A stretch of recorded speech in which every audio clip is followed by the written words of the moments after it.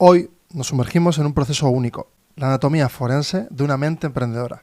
Este no es un examen superficial, es quirúrgico y no es una charla casual. Se trata de una disección mental en toda regla, donde vamos a explorar cada rincón de esta mente emprendedora, como si estuviéramos descomponiendo capa por capa su universo mental, su universo interior. Visualiza que la mente de una persona emprendedora es un vasto territorio dividido en distintas zonas. Encontraremos territorios como la creatividad, la innovación, el comportamiento de las personas, todo tipo de territorios que definen al founder. Pero también vamos a aterrizarnos sobre la duda, sobre el miedo y en esos momentos donde las tomas de decisiones son críticas. Cada una de estas áreas será cuidadosamente examinada y no lo haremos para juzgar, sino para comprender. Ahondaremos buceando, encontrando patrones, conexiones ocultas, dispares, esos motores internos que impulsan cada una de sus acciones. ¿Cómo lo hacen? Ese modelo de datos, ese procesamiento. A este proceso lo definimos como forense, porque esto nos permite no solo saber cómo lo hace, sino por qué lo hace. A lo largo de toda esta disección mental nos vamos a detener en momentos clave. ¿Qué decisiones cambiaron la trayectoria y cuáles no? Ideas que nacieron de la nada exactamente, y que luego seguramente se transformaron en startups, empresas, proyectos. Pero ¿qué retos tuvo que enfrentarse esta mente emprendedora? ¿Qué obstáculos hubo en el medio? Que seguramente dejan cicatrices invisibles que sabemos e intuimos como profundas. Vamos a analizar no solo los aciertos, sino los fallos, los aprendizajes, porque ahí sí que radica la clave, el core, el centro neurálgico de lo que realmente es o significa ser una persona emprendedora. Este es un viaje al interior de una mente que no se rige solo por las reglas lógicas, sino por una combinación exquisita de intuición, experiencia y visión de futuro. Hoy diseccionaremos todo esto para comprender cómo ha llegado hasta aquí y hacia dónde quiere ir. Aprovéchalo. Bueno, hoy he venido a disfrutar 100%, O sea, de hecho, he tenido un día largo de esos potentes, pero me he ido a duchar, a pensar cómo iba a llegar a este momento. Nadie me llama a hacer esto, absolutamente nadie. Por lo tanto, me hice varias preguntas, ¿no? ¿Qué quería encontrarme delante de esta anatomía? Que considero que es una de las que más ganas tengo de hacer, por muchos motivos. Bienvenido, Unai. Muchas gracias, Silvio, un placer. ¿Estás contento de estar aquí? Estoy encantado. Y es eso, este es el mood, ¿no? Es decir, venir con ganas en un día lluvioso, con frío, un poco agotado porque tengo un viaje que hacer en 2 días y tal, pero sabes que tengo una energía que... Te ríes, ¿eh? Tenemos energía. Sí, para dar y tomar. Ahí está. Entonces, una me dice, hay que hacer mucho podcast, hay que documentarlo, que sí. Totalmente. Vale, pues ya ves el tiempo, vamos a ir tranquilos, vamos a ir desplegando como pues diferentes zonas y territorios como para ir conquistando y haciendo unos checks, unas banderillas. Me encantaría, en primer lugar, pues claro, lo primero que me asalta inmediatamente, parece ser que igual es como potente, pero es esos cisnes negros, ¿no? Uh-huh. Que aparecen en la vida, son eventos absolutamente relevantes que te impactan, ¿no? Impactan de forma extrema. Ante ese evento, ¿cómo reacciona tu mente? Sí. O sea, mira, yo me dedico a las finanzas, sobre todo. Entonces, lo que es un cisne negro, que son eventos de por sí inesperados, pero que tienen un impacto fuerte, ¿no? En lo que estás haciendo o en tus inversiones, ¿no? Dependiendo del contexto. Claro, en realidad no sabes qué cisne negro va a llegar, pero sabes que van a llegar cosas, con seguridad, ¿no? Lo que no sabes es cuándo será la próxima, pero sabes que eso va a estar ahí. Entonces, necesariamente tienes que estar preparado para saber que el invierno llegará, antes o después. Y luego, como lo que yo hago para prepararme es, como yo voy sumando añitos, y ya he pasado unos cuantos cisnes negros en mi vida, yo soy muy consciente de que la marea siempre baja. O sea, tú estás metido ahí en ese momento duro, duro puede ser a nivel de inversión, a nivel personal, y muchas veces las dos cosas, ¿eh? Porque por ejemplo, uno que tendrá un cisne negro, si quieres, ¿no? Que mucha gente tiene en mente reciente, es el del COVID. Y son momentos muy complicados a nivel emocional y a nivel financiero también, porque ya no es que tus inversiones valgan un 30% menos hoy comparado con hace un mes. Es que estás en tu casa, si tenías un trabajo, pues igual dudas de si lo vas a mantener o no. Pues hay gente falleciendo a tu alrededor y todo eso hace pues que estés en un sentimiento o en una situación muy, muy complicada. Has mencionado el sentimiento. ¿Y qué sentimiento se despierta, ¿no? Ese que es como muy poco definible en esos momentos? Sí, bueno, hay uno que es el miedo. Ese es y aquí voy al lado más inversor, pues hay miedo, ¿no? Hay miedo de, bueno, esto que yo tenía invertido, quizás sea prudente retirarlo, cogerlo, guardarlo, porque, bueno, no sé lo que va a pasar, ¿no? Eso es a nivel financiero. Y luego a nivel personal, pues el miedo, ¿no? a reaccionar, a hacer cosas, a actuar. Y son totalmente distintas, ¿no? Entonces, en el plano financiero, lo que hay que hacer es procurar no hacer nada, ¿eh? O sea, no hacer nada que ya estuvieras haciendo. Ahí tienes una regla, ¿no? No hacer nada. No hacer nada, sí, sí. Bueno, en la del COVID, nosotros tenemos la regla de no hablar de rentabilidad más allá de cada 6 meses. Hacemos una nota, ¿no? Pero en este me salté un poco aquella regla porque, claro, estaba la gente desesperada, pero digo, no, si no pasa nada, ¿no? Y digo, si ya pasará, a los 6 meses, esto era marzo, ya diremos qué ha pasado y bueno, me salté y lo que hice un artículo de esta es otra crisis más y pasará. Fue un artículo, la gente lo agradeció. Espero, ¿no? que a cierta parte de la clientela le ayudara a mantener a tomar la buena decisión de mantener la inversión. Pero es que estaba convencidísimo. O sea, y ni siquiera sabía, vamos, obviamente no sé nada de biología, no sabía cuándo iba a estar la vacuna, o si iba a estar, ¿sabes? No tenía absolutamente ni idea. Pero lo que sí sabía es que antes o después se iba a solucionar. Claro, has mencionado, claro, las fuentes de información ambientales pueden modificarse y puedes tú desconocerlas, pero aún así sabes qué va a pasar. Sí, sí, confío en la capacidad que tenemos, ¿no? A nivel agregado en ir superando los problemas. Tardé más o menos tiempo. Entonces, por ejemplo, no sé si recuerdas la crisis del año 2008, sí. Y esa para mí es la más gorda que yo he vivido en directo, porque más fue financiera. Exacto. O sea, ya no es solamente que haya un problema y que estés en las noticias todo el rato diciendo la bolsa ha caído un 40% y tal, pero de repente un banco quiebra en Estados Unidos y no un bancucho, ¿eh? O sea, un banco como Lehman Brothers, que es muy grande. 8 meses antes había quebrado otro que lo compró Merrill Lynch, que era el banco que quebró Bear Stearns. Durante un par de semanas iba bajando la cotización de los grandes bancos americanos de 20 en 20% cada día. Y bueno, yo ahí era bastante junior. Ahí tenía, bueno, tanto 2008 tenía, ¿cuántos años? A ver, espérate, porque está el 78, 22, pues tenía 30 años. 30 años en 2008, ¿no? Pero era relativamente junior y no tenía mucha responsabilidad directa de trato con cliente. Estaba más era más gestor de cartera. Claro, eso te dio mucha información. Buah. O sea, yo lo viví de manera muy intensa, o sea, yo salía del trabajo, había mucho estrés en el trabajo, porque estaban todos los clientes llamando, porque todo el mundo está nervioso, porque había quebrado, porque Lehman Brothers quebró y bueno, es un tema muy financiero, pero digamos que Lehman Brothers emitía muchos bonos, mucha inversión que estaba repartida por todo el mundo, incluido clientes de esta banca privada donde yo trabajaba. Y bueno, pues eran clientes que tenían una inversión y de repente les dicen que ha quebrado esa inversión, ¿no?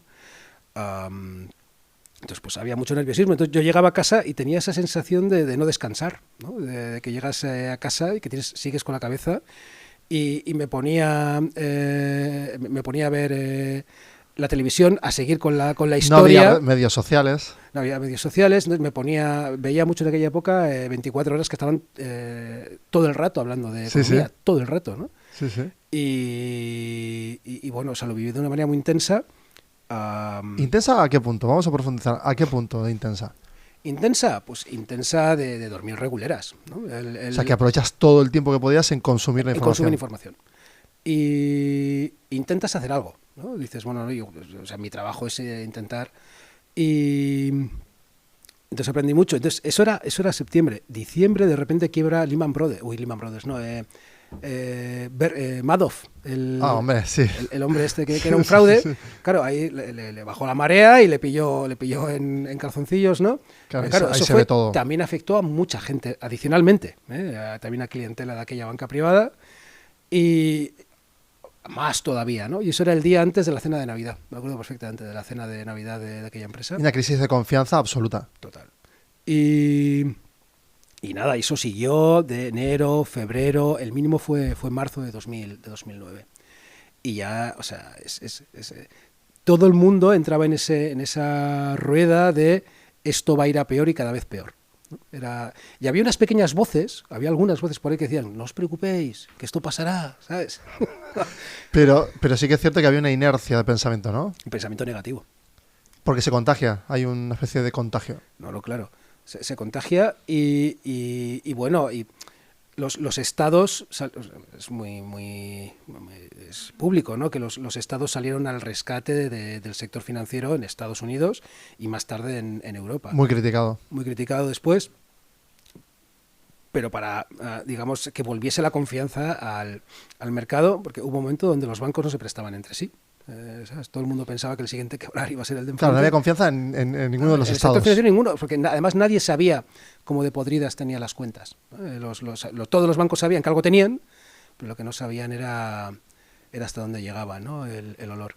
Y entonces no se prestaban. Entonces, bueno, pues entró el Estado, dijo, bueno, todos los bancos que hay aquí, alguno habrá bueno, ¿sabes? Entonces, como parte de esta crisis es una crisis de liquidez, es decir, de falta de dinero, de falta de que fluya el dinero, y no tanto una falta de crédito, que también la habrá, pero no todos. Entonces entró ahí, ¿no? a por lo menos a engrasar el sistema para que volviese a funcionar, porque todos aquellos que nos escuchen y tuvieran empresas en aquel momento lo recordarán bien. Los bancos estaban cerrando las cuentas de crédito que tú podías tener con ellos, te la cerraban porque al banco le hacía falta el dinero, o sea, no por otra cosa.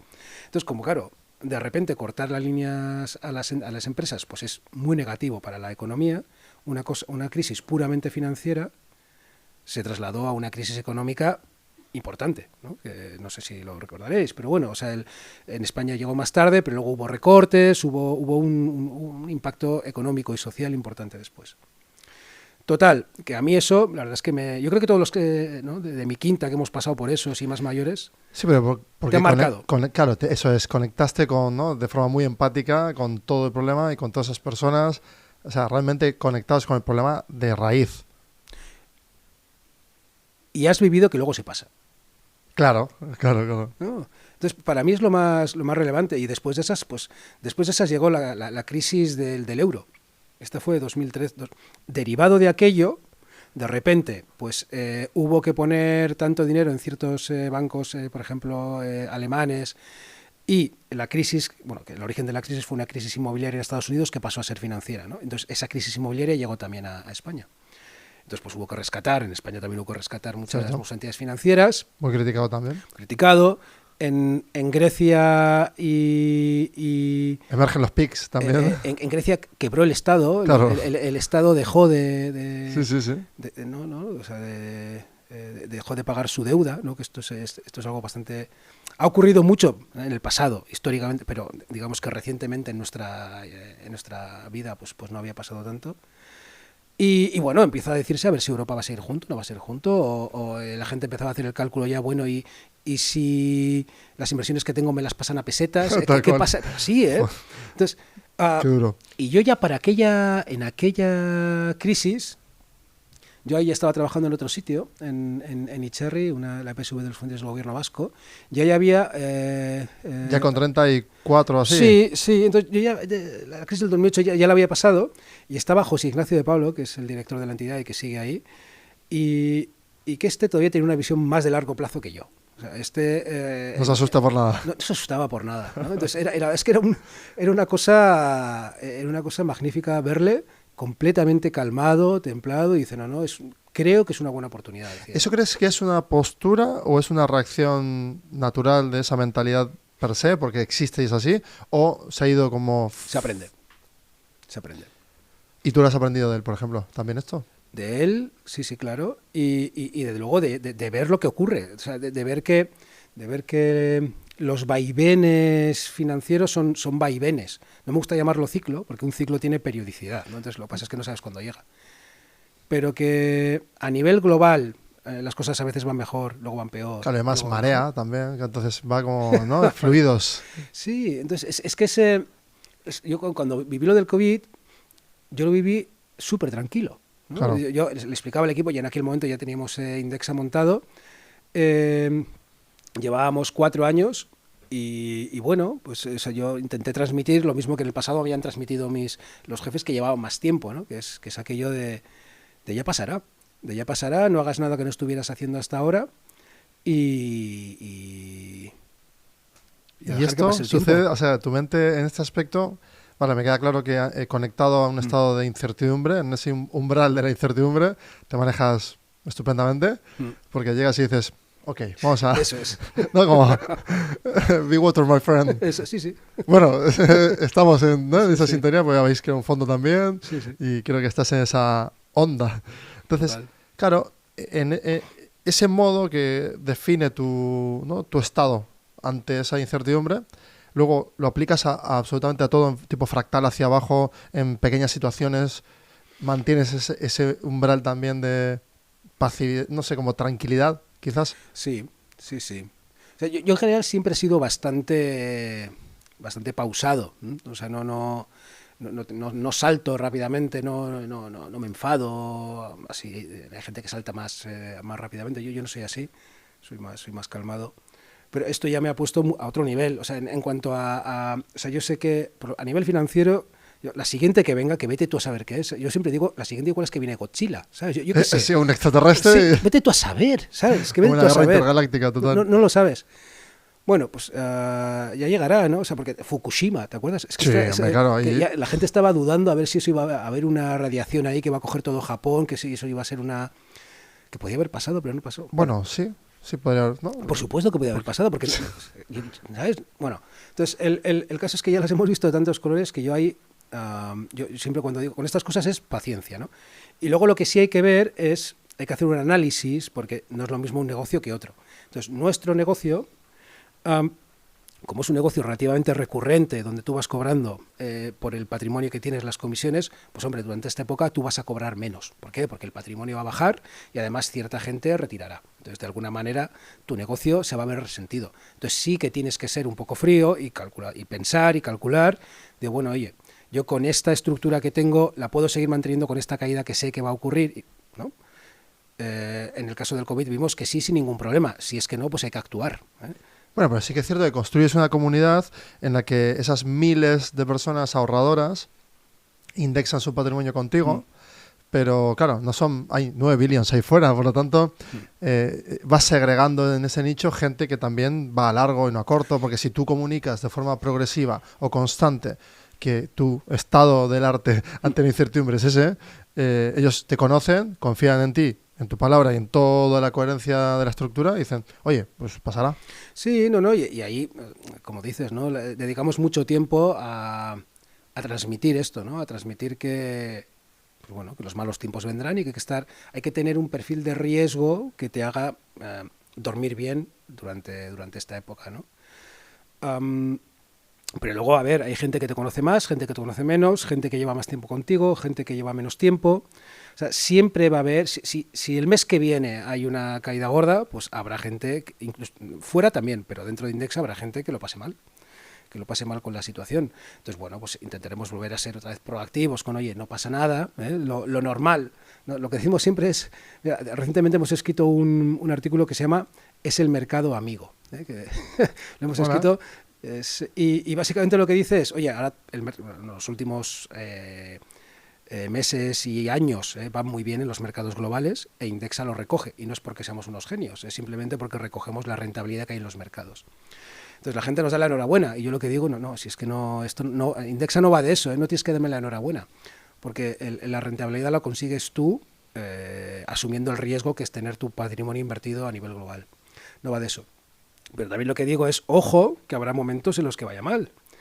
Y tampoco será culpa de Indexa, es simplemente que es el mercado, la evolución de los mercados tiene altos y bajos.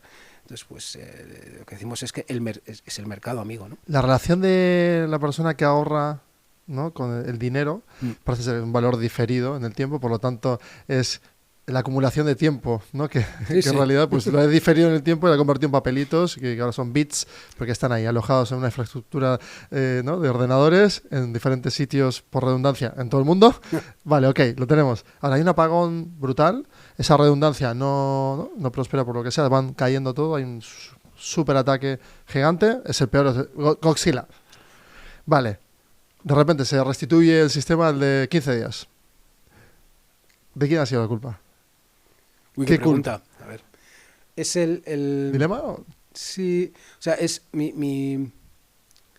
claro, es un escenario que yo, ese sí que no lo he visto, ¿no? O sea, yo lo que veo es que la información monetaria, ¿no?, digamos la base, ¿no?, lo que dices tú, los bits, la información de cuántos euros tiene Elvi o cuántos tiene Unai,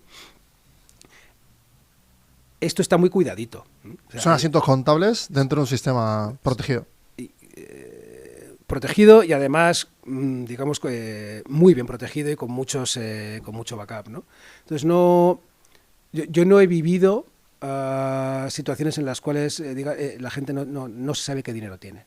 Sí se han vivido momentos de fraude, que es distinto, ¿no? Que es que una entidad se estaba inventando, véase Madoff, ¿no? Lo que tenían los clientes, ¿no? Sí, sí. Esto sí lo he vivido. Y luego hay que hacer un trabajo forense de ir para atrás, de ver quién tenía qué. Que se llega también, ¿eh? Sí, han tardado una década, ¿no? Eso es, con tiempo pues se llega, sí, sí.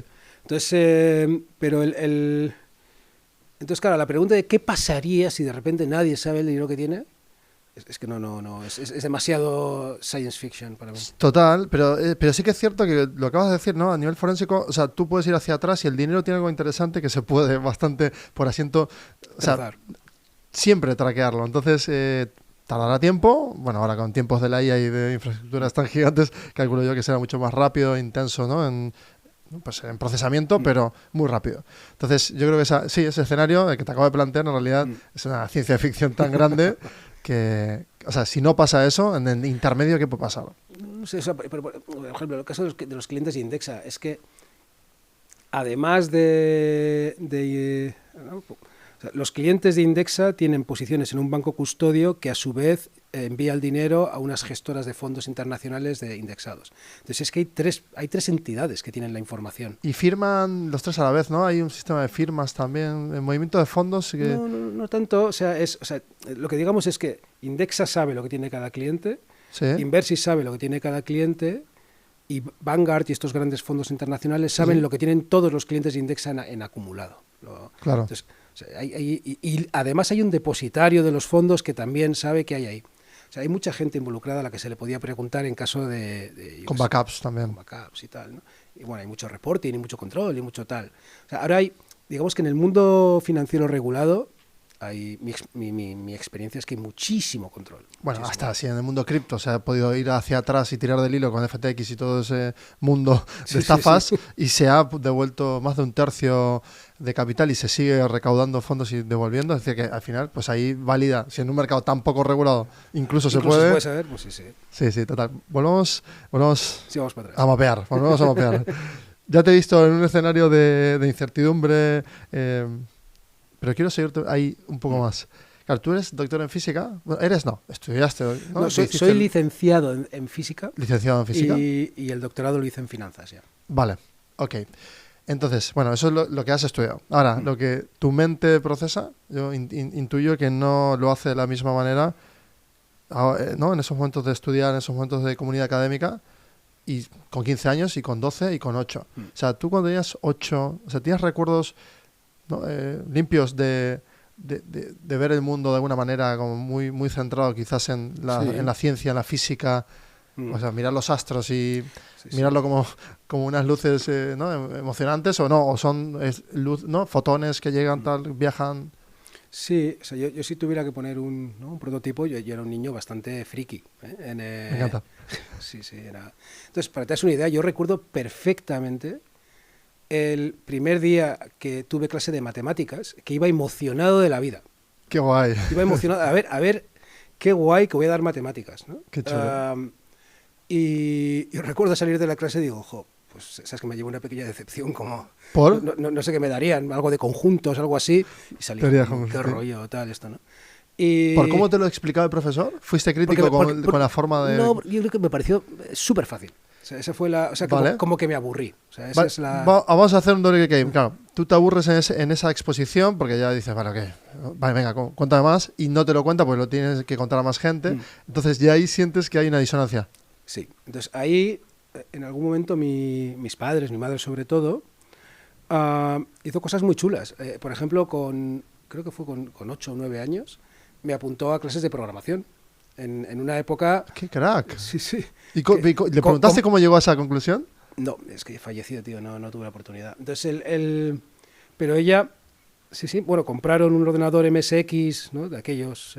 Primeros. Nadie en casa sabía qué hacer con aquello, entonces me llevaron Era un chaval que estudiaba en la universidad, y yo estuve dando clases de Basic, de jovencito. Qué guay. ¿Y qué hiciste? ¿Cuál fue tu primera construcción de Basic? Claro, era muy niño, entonces yo recuerdo que de la hora de clase que tenía, estaba todo el rato esperando a los últimos 10 minutos donde me dejaba jugar, ¿no? Había unos jueguecitos ahí de plataformas y tal. Tal cual, tortuguita, yo. Sí, lo que tocase. Sí, sí.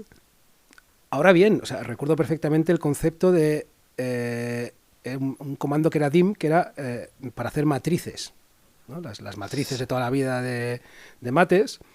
Y que yo en aquel momento digo, pero ¿para qué quieres poner los números, sabes, en cuadrados, un número aquí, otro? Digo, pero ¿por qué? ¿No? ¿Por qué quieres hacer eso? Dice, no, porque es muy útil para calcular. ¿Y para calcular qué? Entonces no lo entendía. Entonces, ahora bien, es al año, me acuerdo, cuando fue un año entero, y al final le pregunté, bueno, ¿y ahora cómo hago un juego con esto? ¿No? Porque toda mi idea era hacer un juego en base a programar. Dice, hombre, eso es poco a poco, ¿no? Pues me dice, puedes empezar a hacer una aventura gráfica, que era, pues con texto, y que te salía un dibujito sencillito y podías ir a la izquierda o a la derecha, y eso con lo que te he enseñado ya deberías saber, que es con ifs, con prints, con tal. Y hice una de esas. ¿Cuál fue la sensación al terminarlo? Buah, lo escribí a mano. O sea, era unos papeles escritos a mano, no sé qué. Es que tiene todo sentido escribirlo a mano. A mano, y luego lo... ¿Y lo corregías? ¿Ibas corrigiendo? Sí. ¿Te ofuscabas? Buah, con los bugs. Imagínate la de tiempo que tuve que dedicar a aquello. O sea, bueno, claro, eso, ¿cuánto tiempo te lo llevaba? Yo qué sé. O sea, pero claro, como eres niño, claro. O sea, no... Y... Sí, se llamó En busca de la puerta perdida, que era un señor que se despertaba, le caía un esto y entonces no podía salir de casa. Hombre, muy hijo de tu tiempo, ¿no? Con Indiana Jones. Eso es. Entonces, le tenías que ayudar a salir de casa. Y bueno, para mí eso fue un acierto porque de mi madre, ¿no? Qué bonito. Qué regalo te hizo, ¿eh? Total. Entonces, ya me puso a pensar de una manera muy, muy, muy analítica. Muy pronto. Entonces, luego, por ejemplo, el siguiente paso fue jugar al rol. Y no sé si recuerdas, pero en los juegos de rol había que... Las batallas, había que tirar dados y tal. Y digo, joder, qué rollo tirar dados. Vamos a hacer un programa para meterle las reglas, claro. Meterle las reglas del combate, y le das un botón y ya sabes si has ganado y has perdido, por cuánto has ganado y por cuánto has perdido, ¿no? ¿Qué años tenías ahí? Pues ahí estaba en quinto de GB. ¿Con quinto de GB cuántos se tiene? 12. 12 años. Sí. Pero que, o sea, me estaba... Bueno, de hecho hay una persona en común, una mente en común, que me dijo, que conoce de colegio, me dijo, ya era un crack. ¿Ah, sí? Sí, me lo dijo hace tiempo, ¿eh? Me dice, ya era un crack. Digo, o sea, el ya era un crack era como una especie de frase que comprime... No ha podido ser él, ¿no? O sea, esta persona ni siquiera es consciente de... Por ejemplo, mi hermano me dice ayer de mi sobrino, todavía no es consciente que es lo guapo que es. Esa frase también, ¿no? Sí. Pues lo mismo con la inteligencia. Entiendo yo que ahí te vas como encontrando, o sea, pero tú, esa autopercepción de esa velocidad a la que ibas y tal, ¿asumías que todo el mundo era así? ¿O ya sentías diferencia? Yo fíjate, que quiero hacer aquí un apunte. Lo que quieras. Porque yo tengo una pelea personal con lo de es que esto se me da bien, es que esto no se me da mal, ¿no? Lo hablo mucho con mis hijas, lo hablo con... Entonces, no, es que la gente que dice, no, es que no se me dan bien las matemáticas. Y yo lo que cada vez estoy más convencido que no va de eso. va de que hay cosas que te gustan tanto y que tienes tan poca fricción a hacer que estás todo el día haciéndolo. Entonces, claro, no es que se te dé bien. O sea, Emerge. o sea, ¿tú crees que Mozart no tocaba el piano 14 horas al día? Pues claro que las tocaba de niño. Sí, como Picasso obsesionado con su cuadro y... Está todo el día. Sí, Cortázar Entonces, con sus libros. ¿se le da bien? Yo no lo leo así. O sea, yo lo que leo es que le gusta tanto y tiene tan poca fricción y Que no puede resistencia parar. a hacerlo, que está todo el día haciéndolo. Entonces, claro, yo esto lo veo con mis hijas, es que dibujan como unas profesionales. Y en lo digital y demás. Y me dicen, no, es que se me da bien. Digo, mentira. Yo cada vez que las veo, están ahí pintando. ¿Y cómo te dice ella? ¿O ellas? Y ¿Qué te me dicen? dicen que eso se les da bien. Y digo, no. O sea, No, tú dices, no, te gusta tanto que no paras de claro, hacerlo. tiene resistencia nula a hacerlo. Entonces, Qué buena frase, resistencia nula, o sea, fricción cero. fricción cero. Entonces, claro, estás todo el día haciéndolo, pues te acaba saliendo bien. Pues era como, a mí me gustaba mucho toda la parte de calcular, de hacer programas, entonces, en mis tiempos, en mi rato libre estaba haciendo eso. Y luego me gustaba mucho pues estas cosas del rol, de hacer estructuras, de hacer historias, de pensar, de imaginar, de construir. ¿Qué te gustaba ahí? ¿La arquitectura de construir el principio y el final determinista de esa experiencia? Del juego de rol. En el juego de rol me divertía un montón. Bueno, primero, pues que eres chaval y el mundo fantástico, pues es muy guay meterte en un mundo fantástico, ¿no? Es maravilloso. Es una cosa. Y luego lo otro es pasártelo bien con amigos. O sea, el juego de rol, vamos, los amigos con los que lo sigo manteniendo. Qué bonito eso. Claro, y es un juego muy social donde te lo pasas muy bien y estás imaginando. O sea, es todo, en realidad estás en pura imaginación y luego dependiendo del juego, con una serie de reglas muy cuantitativas. En el sentido de, bueno, ahora te encuentras con un orco, este tiene fuerza no sé qué, fuerza tal, tiene un hacha de no sé hay qué. que ir calculando todo. Vamos a tirar dados, oye, ha salido un no sé qué, es un impacto crítico, le has partido la cabeza o el casco, no sé qué. Estás a tanta distancia, con flecha no sé qué llegas, pero con una ballesta llegas mejor. Sí, es un training absoluto. ¿No? También es cuantitativo y analítico, ¿no? Eso. Y luego, no sé si lo conocéis, el Warhammer, que es parecido, es un juego de mesa, pero que también es muy cuantitativo. Entonces, sí, es todo con figuritas. ¿Sí? Es más juego de mesa, es figuritas, hay construcciones. Entonces, pues es como un batallón contra otro batallón y pues tienes diferentes tipos de piezas y hay muchas reglas también. Entonces, pues lanzas una granada, pues una granada tiene un diámetro de no sé qué, pues tienes que tirar en función, además si hay viento o no hay viento, pues va por un lado, va para el otro. Ahí discutes o dialogas mucho y debates sobre las reglas. Sí, mucho, claro, ¿no? porque en juego. toda regla siempre hay un caso ahí... y un discutidor que te va a decir un contrario. Sí, pero está guay también discutir, ¿no? Sí, 100%, me encanta. Y lo mismo también, muy cuantitativo. Entonces decías, si veías esto en otras personas, sí, o sea, digamos que de manera natural tiendes a juntarte con personas que tienen esos intereses también. Claro, pues jugar al rol, no todo el mundo jugaba al rol. O sea, había algunos que sí, otros que no. Lo de programar, pues éramos los frikis que programábamos. ¿Pero has tenido suerte de conseguir tu equipo de frikis? Siempre había, sí, siempre. ¿Tú eras el que llegaba o atraías? Bueno, mira, yo estuve en dos colegios. Estuve en la escuela Zabala, que está aquí al lado, ¿no? Donde estamos grabando. Y ahí tenía mi grupillo. Y luego cuando estuve en el colegio alemán, pues también tenía mi grupillo. Así que sí. O sea, al final siempre consigues... y bueno, y además, una de las ventajas que yo creo que hay ahora es que si no tienes gente cerca de ti, pues ya va a haber un tipo en México que le guste lo mismo que a ti, que vas a poder hablar con él online, ¿no? O sea, ahora todavía es más, o sea, da igual lo que hagas. Es que, no, me gusta un grupo de K-pop coreano que ha tocado 14 veces. Pues no, tío, ¿sabes? Puedes llegar a contactar con alguien que tiene tu interés. Sí, la cuestión de la afinidad no ha sido un problema tampoco ahí encontrar esa afinidad con otras personas. Siempre he encontrado gente con la que hacer lo que me gustaba. Entonces, eso de chaval y bueno, entonces ya cuando pasé ya los últimos años de colegio, ya de universidad, pues seguía jugando al Warhammer y tal, pero ya llegó un momento que de manera natural se abandona aquello, ¿no? Y cuando había esos dramas adolescentes y demás, ¿cuál era tu reacción? ¿Es similar a la de hoy con la incertidumbre? O sea, ¿tú eres quien también apaciguaba? ¿Drama? No, yo era un infierno de niño. que sí. Vamos, muy intenso, muy... egocéntrico, ególatra, tal, sí, sí, o sea, Qué guay que lo que digas es un esto. adolescente, pero a lo bestia. Claro, a lo bestia, Encima sí. que un tío que se pensaba muy listo, ¿no? Pues imagínate, un sufrimiento total. Qué bueno que digas la palabra sufrimiento, muy interesante. ¿Cuándo empezaste a sufrir esa No, yo sobre...? no, mi pobre No, madre. pero tú, claro, claro, no, es fácil, o sea, emitir, ¿no? Emitir esa fuerza, esa golatría y tal, esa soberbia también, pero luego, ¿cuándo llega el momento en el que tú dices, fuck, ¿Cuándo me bajo? te bajas del caballo? ¿Cuándo me bajo? En la universidad. Entonces, en la universidad me pasaron dos cosas. Una, que descubrí gente muchísimo más lista que yo, eso para empezar. Y luego estudié ciencias físicas, donde es una carrera que te pone en tu sitio, ¿eh? O sea, eso son cosas Total, muy complejas claro.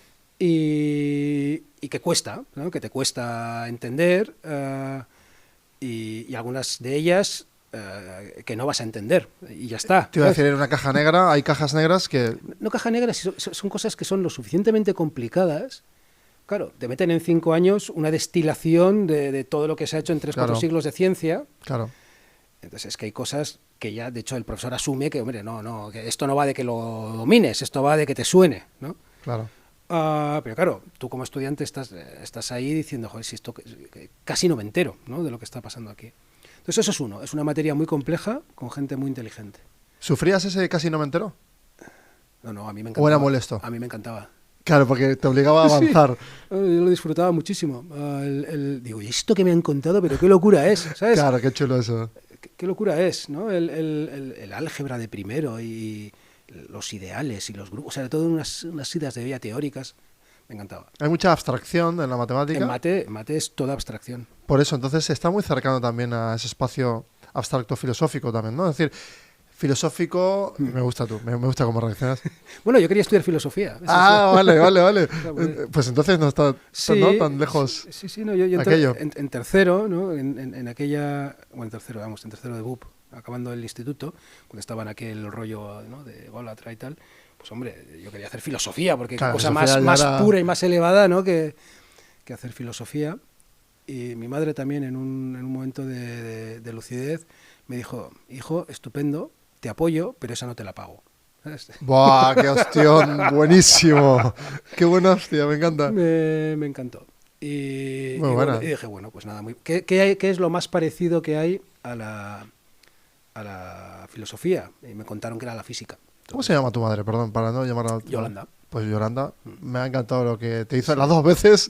Te ha hackeado, ¿eh? No, sí. Te conocía de arriba abajo. Me llevó muy bien, de verdad, me llevó muy bien. Qué bonito. Y eso que era muy difícil. Y nada, entonces ahí, como no, esa no, dije, bueno, pues física. Pero resultó un acierto, porque es una carrera súper difícil, que me tuvo súper motivado todo el tiempo. Estaba todo el día estudiando y todo el día en la universidad, todo el rato. ¿Ahí dormías también poco? ¿Te sucedía eso de estar tan pasado a vueltas que no parabas? A veces sí, y encantado. O sea, Claro, sí, claro, sí. te va todo igual. Bueno, en el primer año las clases eran por la tarde, me acuerdo, y estudiaba tanto por la noche que Qué hubo un día chulo. que llegué tarde a la clase de las 3 de la tarde. Claro, estabas de gao pasa. Sí, o sea, Sí. me dormí no sé a qué hora. Sí, fue un periodo, yo lo recuerdo muy bonito, toda la etapa de la universidad y de aprender un montón y tal. Mucho, muy bien. Lo pasé muy bien. Bueno, pues estamos ya conociendo de verdad. Yo estoy ahora muy contento porque estoy validando también, ¿no? Esa exploración. Y wow, qué potente, ¿no? Porque tú empiezas esa ola, bueno, lo mismo, ¿no? No es un ciclo, son olas. Tu ola de soberbia, luego sales de eso, vuelves, bajas, rayas ahí, me imagino yo, tocarás el suelo, te rasparás un poco, dolerá. Y empiezas como a repensar, ¿no? En ese momento de repensar, decir, vale, ok, yo sé que este ciclo va para arriba de vuelta. Ahora, ¿cómo voy a ser yo, ¿no? En los próximos años, donde ya la soberbia ya la aparto, mi inteligencia la pongo al servicio? Esa sensación de poner tu inteligencia al servicio, ¿podrías describir como esa sensación de más de control? Porque considero que ahí que ya empiezas a tener mucho más control. Ahí me volqué, o sea, hice lo contrario, ¿no? O procuré hacer lo contrario. Siempre he procurado ser de ayuda lo máximo posible a alguien que está intentando aprender o conocer algo, ¿no? Sí, o sea, me encanta el contar y el explicar. ¿Te tienen que preguntar? ¿Cuál? ¿Te tienen que preguntar como para que Mira, tú abras ese conocimiento? Ahora ya recientemente me he acostumbrado a... ¿Quieres un consejo no solicitado? ¡Ah! Me encanta, tal cual. Que es muy buena práctica en realidad, porque si no vas dando por ahí consejos no solicitados. Y entonces sí, fue acabar la carrera y sí me pasó al final que dije, buf, es que es muy intensa. O sea, acabé y dije, no, quiero probar a trabajar, a hacer otra cosa, ¿no? Pero seguir aprendiendo, ¿no? Seguir porque el camino natural era irte a Estados Unidos a hacer un doctorado en finanzas. Perdón, en física. Y no sé, quería hacer otra cosa. Por lo menos temporalmente. Y me puse a trabajar en Accenture, en una consultoría, y que es de nuevo un buen trago de humildad, porque llegas allí y no eres nada. O sea, no eres nada, no eres nadie. O sea, tú vienes ahí de hacer muy bien tus cálculos de fonones y de fotones y tal, pero muy bien, chaval, ¿sabes? Este es el código, aquí tienes el programa. ¿Has programado en C++? No, no he programado. Bueno, mira, pues aquí tienes un libro. Y fue así, tal cual. Cogiste el manual de C++ y empezaste a... Sí, y por la mañana y por la tarde estaba ya leyendo código, leyendo y dije... Eran programas gigantescos, yo nunca había visto una cosa así, claro, eran programas de producción de un banco, porque era el Accenture para el BVA. Tenían miles de líneas, yo nunca había visto una cosa así. Claro. Entonces que le pregunté a alguien, digo, oye, ¿esto me lo puedo imprimir? ¿Sabes? No me jodas que me imprimiste. Como cuando eras niño, sí. Lo mismo. Me imprimí uno de los tal. ¿Cuántos folios fueron esos? Mogollón, o sea, pero mogollón. Y claro, yo qué sé, los que sepan programas sabrán que pues una llave, claro, abres una llave y cerraba igual 5 páginas más. Claro, y tenías que ir... Esta es la llave de no sé qué. ¿Y te hacías otra, no? Como ibas documentando en otra tira de papeles, por ejemplo? Iba poniendo al lado, esta llave cierra no sé qué, claro. Este if va desde aquí hasta aquí, este tal. Ibas conectando. ¡Guau! ¡Qué difícil! Es muy difícil eso, ¿eh? Sí, por alguna razón Pero espera, no avancemos. O sea, ¿cómo lo desplegabas? ¿Lo soltabas en la superficie? No, una mesa, ¿sí? Iba poniendo los papeles y iba y decía, joder, pues aquí ¿pero lo he acabado. cómo? ¿En orden así? ¿En filas? Sí, en 1, 2, 3, otro, vale. otro. ¿Y luego los apuntes en otro color? Claro, y con el boli. ¿Y que te hayas hecho una nomenclatura propia para saltar? Por ejemplo, ¿los colores representaban algo? ¿Cómo te habías inventado algo ahí? No, tanto como eso no. Pero era lo bueno es que el lenguaje era lo suficientemente parecido al Fortran, que sí sabía, como para que el lenguaje en sí no fuera... Pero eran todas cosas raras. Las funciones se llamaban GMK 45009. Entonces le decía al jefe, digo, ¿qué es esto de GMK 45009? Dice, no, es que tenemos otro fichero donde tú no puedes poner funciones el nombre que quieras. Esto está tasado. Las funciones se llaman de cierta manera. GMK significa General... y la función es la 13012. Y tenemos un diccionario de funciones. Es que ellos se inventaron su propia nomenclatura como para también alejarse más del código, ¿no? Un poco. Y para, digamos, claro, eso pasa. En las consultoras tú tienes que hacer un código, por ahí van a pasar miles de programadores. Claro. Entonces tienes que hacerlo a prueba de tonto salido de la universidad. Sí, más pseudocódigo, ¿no? Es como más lenguaje natural, quizás, y llevarlo hacia algo más entendible, ¿no? De nomenclatura. Al revés, es totalmente ininteligible. O sea, perdón, he ido al revés, perdón, sí, tienes razón, sí. No, entonces, pero vamos, lo que hacen es, tú no pones nombre a las funciones porque tú se las pondrás de un nombre y otro se las pondrá de otro. Claro. Entonces, aquí le pones esto y luego en otro documento, esta GMK 12009, ya ponemos lo que hace. Pero ahora la forma de programar es totalmente distinta. Y eso está en papel, aparte, ¿no? Las explicaciones estaban en papel. Claro, y eran todo estaba la función y luego tenías igual otras 2 páginas para decirte qué hacía el método. Claro, sí, documentado, digamos. Bueno, ahora se hace de otra manera. O sea, bueno, no, pero está chulo lo que cuentas, porque, joder, has visto las tripas del mundo financiero, seguramente. Sí. Las tripas. O sea, 100%, claro. O sea, el balance del BBV pues pasaba por ahí. O sea, es el cálculo de cuánto dinero tiene el BBV, pues uno de los programitas que miraban eso es alguno que estuve metido yo por ahí. Qué chulo, tío.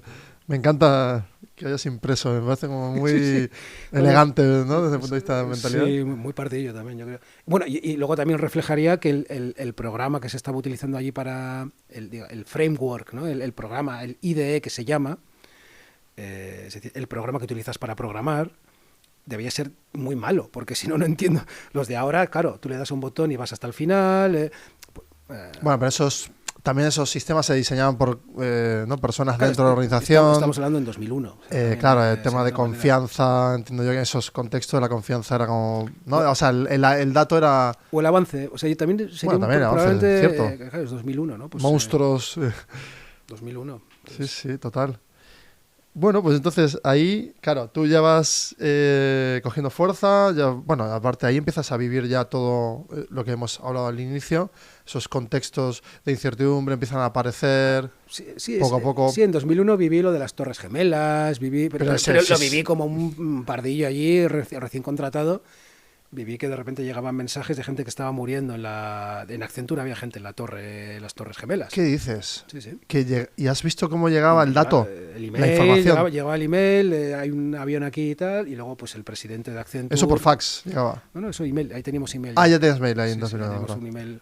Bueno, ahí convivía también el de fax. los primeros emails corporativos. Claro. Y viví eso, y bueno, luego hay una crisis de las .com. Sí, la burbuja. Y lo viví muy, muy tangencialmente. Porque ahí no te llegaba ese mundo startup, ¿no? No lo visualizabas como algo... No, yo estaba por ahí, pero... soy un outsider del mundo startup, total. O sea, fíjate, es que es increíble, claro, porque tú vas descubriendo, luego ya llegaremos, ¿no? a cómo descubrir un modelo, ¿no? que es exponencial, pero bueno, es propio de tu mente, ¿no? Buscar la eficiencia y el crecimiento, pero es cierto, claro, ese evento era un cisne negro también, porque claro, el 9/11 fue un cisne porque marcó seguramente más generacionalmente a todo el mundo, el sistema también, obviamente, hubo mucha repercusión. Luego ha habido varias, no ciclos, sino estos movimientos tectónicos varios, has mencionado, y ya vamos avanzando en el que tú ya coges esa fuerza, ya estás como, tu mente ya está como mucho más limpia, estás dentro del mundo de la empresa desarrollándote. ¿Cómo empieza a emerger esa aspiración por hacer algo más? Que eso me interesaría como explorarlo. Sí, en Accenture todavía no pasó. O sea, en Accenture lo que sí descubrí es que había un mundo que era el mundo de las finanzas y donde vi que había dos cosas. Uno, que había cosas interesantes que hacer, y esto no me lo hubiera imaginado en la vida. Eso uno, interesantes para mí, pues había muchos modelos, había mucha gente haciendo cálculos y programas, ¿no? Digo, joder, qué guay, ¿no? O sea, era una cosa que me gustaba, eso uno. Y luego donde rápidamente percibí que ahí había una forma bastante razonable de ganarse la vida, ¿no? Entonces dije, bueno, pues quiero tirar por este camino. Volví a la universidad a hacer un doctorado de finanzas. Y esto fue un paso muy, muy raro, porque en Accenture me decían, pero joder, sigue formándote, pero currando, ¿no? Que es, claro. Pero ahí sí, yo creo que es un sesgo mío, que es que quiero saberlo bien, ¿no? Entonces, como... quiero tomarme el tiempo para aprender realmente bien de qué va este mundo, porque yo allí entendía muy poco, pero muy poco, ¿no? Había... estas grandes empresas son capaces de mover ejércitos de gente que prácticamente no sabe lo que está haciendo, pero en agregado funciona, ¿no? Buen dato ese, ¿eh? La definición de elefante. No, pero es brutal lo que acabas de decir, pero bueno, luego lo exploramos. Pero es tal cual. Entonces, bueno, volví a la universidad a aprender de finanzas y finanzas cuantitativas, que es donde yo creía que podía tener una ventaja. Y nada, pues fueron también unos años muy, muy chulos, donde aprendí un montón. Y aproveché para irme fuera, que no me había ido fuera. Estuve en Canadá, estuve en Holanda. Y nada, ya volví, ya entré en el mundo financiero como tal. Pero espera, no saltemos ahí. Ese periplo, ¿recuerdas que te haya marcado algo? O sea, ¿observas también modos de sesgos culturales diferentes? Sí, bueno, lo primero... Hay mucho sesgo ahí, claro. Sí, no. Entonces, lo primero que aprendo es la diferencia entre una ciencia y una ciencia social. Me gusta. ¿Y eso cuándo lo descubres? Pues claro, en el doctorado. Llega más tarde, claro, no llega... En el propio doctorado. Qué chulo que lo digas. Sí, en el propio doctorado. Cuando vi... a lo que llamaban teorías, por ejemplo en macro, digo, a ver, pues esto es... o sea, son por construcción, los modelos económicos son mucho menos testeables, mucho menos, porque los testeas con lo que hay ahora, pero no puedes volver a lanzar los dados de la economía o a replicar, o sea, no hay experimentos, es mucho más difícil hacer experimentos, ¿no? Experimentos realmente repetibles y donde puedas hacer una hipótesis que se valide y donde hagas una predicción no relacionada con lo que querías validar. Sí, ¿no? Contrastes y demás. es muy difícil. Claro. Entonces eso fue lo primero que aprendí. Claro, yo venía de mi mundillo de físicas, donde, pues bueno, o sea, tú haces un modelo, y a mí lo que siempre cuento es que Einstein en 1915 teorizó que podía haber ondas gravitatorias, que esto es una cosa muy loca, pero es muy guay, o sea, que es que cuando dos agujeros negros, por ejemplo, se fusionan, eso es tanta masa juntándose que hace que el espacio-tiempo vibre. Esto es muy loco. El espacio-tiempo vibra. O sea, si tú coges una regla... ¿Alrededor o en el centro? No, el espacio-tiempo. Todo, toda la malla. En forma de onda, malla. como si fuera... Claro. Como si fuera agua. Como una onda. Igual, pero el espacio-tiempo vibra. Entonces, si tú tienes una regla de 1 metro, tú lo que vas a ver es que la regla se hace más o menos corta. Pero no, la regla sigue siendo la misma. Lo que pasa es que el espacio-tiempo se hace más o menos pequeño. Bueno, eso que parece una ida de olla, pues en 2016, en 2016, lo midieron. Entonces, eso es ciencia. ¿Sabes? Eso es una cosa que planteas en 1915, dices que va a ser así, luego siguen trabajando y dicen, no, pues mira, esto es muy pequeño, pero si se juntan 2 agujeros negros se podrá llegar a medir. Y hay gente que construye unos cacharros gigantescos en Estados Unidos, y no 1, 2, en forma de L, uno en esta dirección y otro en otra dirección, para evitar que sea un falso positivo. Claro. Debía medirse en los 2 sitios. Y lo miden. Y lo miden exactamente como decía la teoría. Bueno, pues esto es ciencia. Una ciencia social en la vida va a hacer una cosa así. Jamás, ¿no? Entonces, tiene otro tipo de utilidad. Entonces, ahí lo primero que aprendí es que la ciencia social tiene mucho más de storytelling que la parte de la pura ciencia. De la narrativa, ¿no? La narrativa. Tiene mucho más de narrativa. Y lo primero que percibí es que los profesores y la gente de ciencias sociales hablan muy bien. Muy bien. Explican muy bien, contextualizan muy bien, o sea, están muy acostumbrados a contar historias. ¿Pero crees que en la ciencia también está sucediendo en algunos campos académicos donde Probablemente también, hay narrativas y inercias, tendencias, pero es que es puro comportamiento? Sí, digamos que el cliché del físico es este señor muy listo, muy tal, pero que comunicativamente no es muy hábil. Sí. Bueno, pues de esta gente yo he conocido unos cuantos. Y aunque no todo el mundo es así, obviamente. Por contra, en la ciencia social también hay algunos de estos que son los que hacen más econometría, más la parte más tequi y tal, pero la gran mayoría tienen un perfil mucho más comunicador, como lo que luego he visto en las empresas, ¿no? Es gente que cuenta una historia, ¿no? Que cuenta una historia, ¿no? Pero espera, ahí en el que cuenta una historia, o sea, se separan como 2 mundos, ¿no? En el análisis técnico, racional, determinista, que hay que buscar como el patrón, de encontrar, ¿no? Como el soporte, resistencias, hacer esa analítica de las gráficas. Pero por otro lado, yo, por ejemplo, a mí estoy todo el rato mirando los stocks que tengo y tal, y miro cómo, o sea, el sentimiento, ¿no? Que es ese famoso sentimiento de qué pasa, esas sensaciones y mi intuición, y digo, oye, ¿y esto no se ha movido? En todos, o sea, aquí encuentro un patrón de comportamiento. No responde a una racional, responde a una irracional. Es decir, si todo el mundo es tonto, por ejemplo, o todo el mundo es muy listo y se pasa de listo y sobrevende o sobrecompra, entonces ahí no puedes medirlo todo. No, claro que no. Entonces precisamente eso voy, ¿no? Que es que la ciencia social, una ciencia social, el concepto experimento y el concepto teoría es distinto al de las ciencias tradicionales. Es distinto. Hay que verlo, digamos, con más flexibilidad, ¿no? Entonces, siempre digo lo mismo, ¿no? Todas las opiniones fuertes en economía tienden a ser opiniones políticas. Eso para empezar. Storytelling. Storytelling. Entonces, lo que cuentas tú en finanzas, ¿no? O sea, ¿cómo llego a la teoría de montar indexes? O sea, porque llego a la conclusión de que mirar mucho las cosas en finanzas que no va de eso, ¿sabes? Que no va de eso. Entonces, luego has dicho tú lo de... Buenísimo, me encanta. Entonces, luego dices tú lo de la psicología. Por supuesto, ¿no? Por supuesto que la psicología es importante a la hora de invertir, lo es. Porque todavía sigo viendo personas que invierten, cae y luego venden y luego al cabo de un tiempo se preguntan, pues, que preguntan por qué aquello no acaba de ir que bien. te puedes aprovechar igual de ese comportamiento errático. O sea, quien pueda especular en eso puede acertar o no, pero no tiene una racional, ¿no? Que pueda repetir, no tiene una teoría validada. Yo lo que siempre digo es que la mejor forma de perder dinero es comprar algo y luego querer venderlo más barato. O sea, la gente lo ve mejor con la vivienda, ¿no? Compras una vivienda por 200.000, un año después te ofrecen 180 y dices, venga, va, sí, la vendo. por motivos emocionales también puede pasar. Claro, ojo, es que me están ofreciendo 180. Es que el vecino lo ha vendido a 180, ¿no? Entonces, Pero es que ahí, aún en ese punto tampoco hay regla, porque muere toda la familia y justo queda uno y quiere hacer un viaje por el mundo y te lo vende por 70. Exacto. Entonces, gran parte de digamos, de la construcción teórica en finanzas y economía necesita el concepto de inversor racional. Claro. ¿Por qué? Porque por lo menos un inversor racional puedes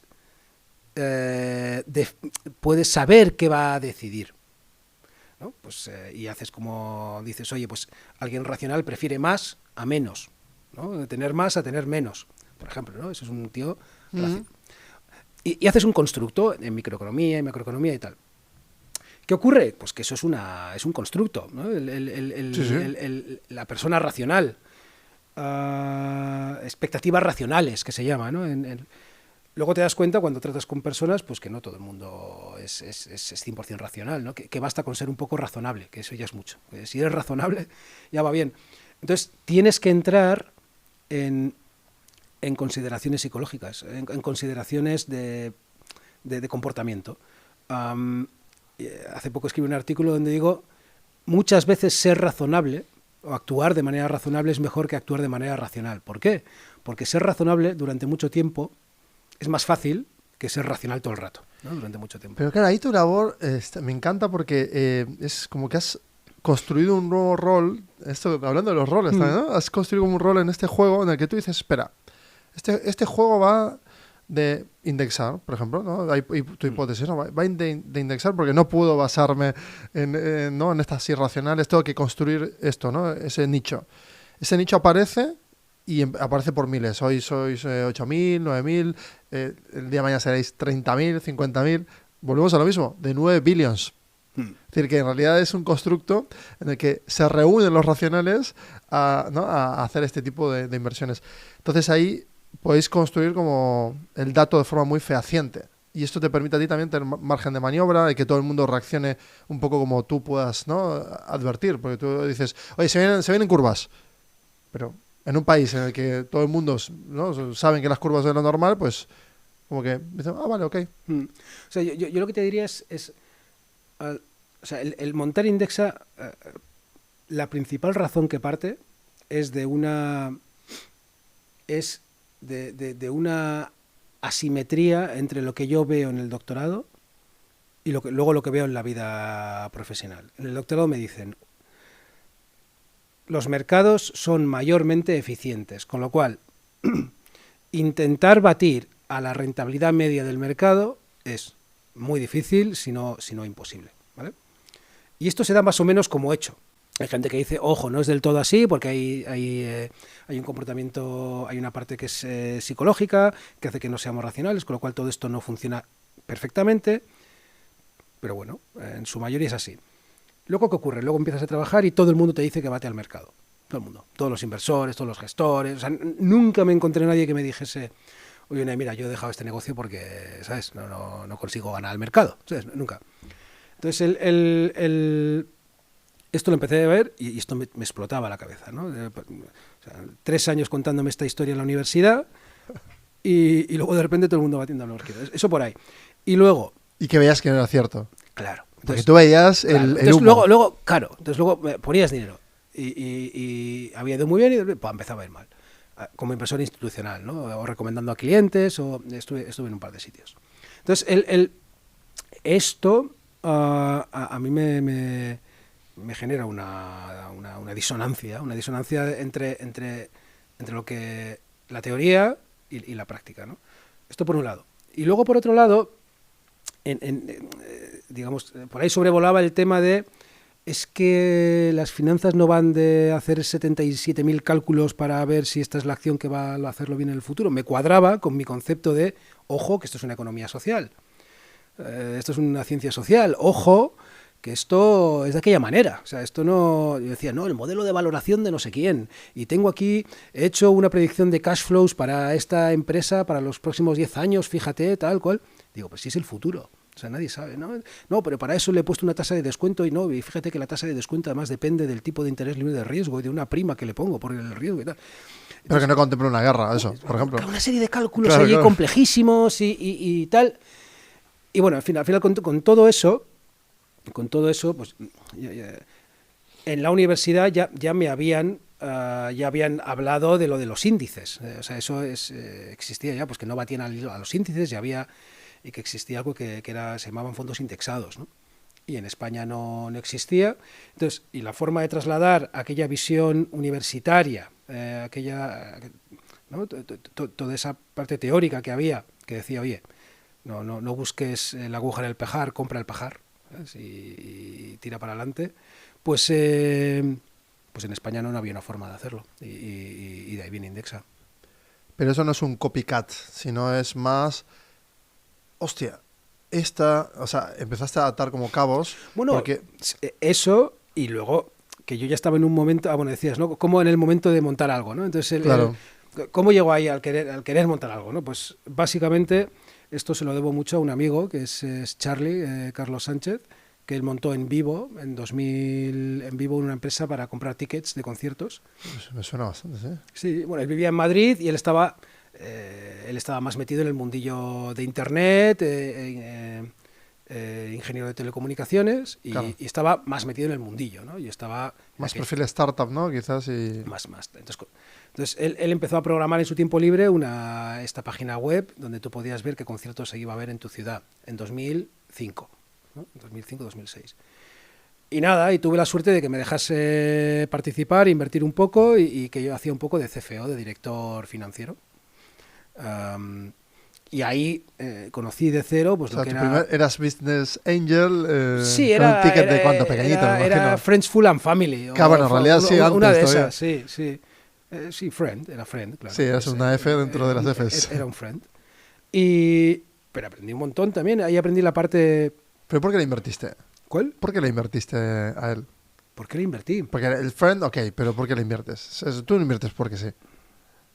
¿Por qué le invierto? Pues le invierto primero porque me estuvo enseñando y me dijo, mira, Unai, es que hace 2 meses tenía tantas visitas y ahora tengo no sé cuántas.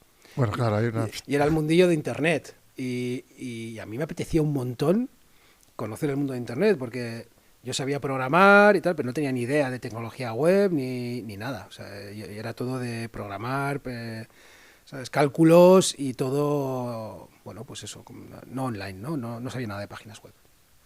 Entonces me pareció muy guay tener la oportunidad, y además en aquel momento pues tenía un poco más de dinero, pues dije, o sea, me parecía una buena posibilidad financiera también, ¿no? El poder entrar ahí. Y ahí conocí el mundillo. Ahí conocí el mundillo startupero, y conocí, pues eso, la forma de montar una empresa desde cero, porque bueno, estuve muy cerca de Charlie en todo. Bueno, que en aquellas ni siquiera la palabra startup existía, era una empresa tecnológica. Exacto, sí, no había casi fondos de venture capital, había muy poquitos. Claro que no. No, o sea, había alguna gente invirtiendo, los Caviedes, Luis Martín Caviedes estaba invirtiendo por aquella época, que de hecho fue inversor en Envivo. Ahí empezaron a hacer quizás los clubes de inversión más que, ¿no? Como pequeñitos. Tal. Ahí empezó. Y nada, entonces ahí conocí pues que se podía montar una empresa, una idea, y que se podían hacer cosas online. Aprendí, bueno, pues que sí, esta posibilidad. Entonces, cuando ya estaba trabajando ya como inversor profesional, después de la banca privada pasé a Icharri, que era este PSV de empleo que te comentaba antes. Pues lo de siempre, yo soy, pues eso. Que la PSV es un fondo de pensiones vasco. Vasco, exacto. Pues bueno, pues para la jubilación, ¿no? Claro. Para complementar la jubilación pública. Y bueno, pues yo tenía mi trabajo de gestor y de analizar, de puro análisis. O sea, todo esto que luego llega a la conclusión que no merecía mucho la pena hacer, estaba todo el día haciéndolo, ¿no? Era todo el día con mi Bloomberg, todo el día con mirando, hablando con analistas. ¿Pero qué te molaba de ese momento? ¿Estar conectado a la noticia al momento? No. Ojo, yo ahí en aquel momento yo no tenía claro que eso no tuviese mucho valor, ¿eh? O sea, digo, qué guay, qué suerte tengo de poder estar Que a es que tiempo era, completo, claro, era punta de lanza en ese dedicado momento. a analizar cosas. Claro. Y a analizar las que a mí me apetece, además. O sea, porque tenía mucha libertad. Y era genial. Y tenía un montón de medios. O sea, era como si yo tuviera 300 millones de euros para invertir. Sí, sí, tal cual, claro. Entonces, Ahí empezaste a entrenar también esa, o sea, ese estado, ¿no? De como de tranquilidad alrededor de algo muy grande, ¿no? Es decir, porque claro, si tú lo sí. cuantificas como gestiono 2.800 millones de euros, es que no te entra en la cabeza, o sea, literal. Sí, ahí empezó, sí.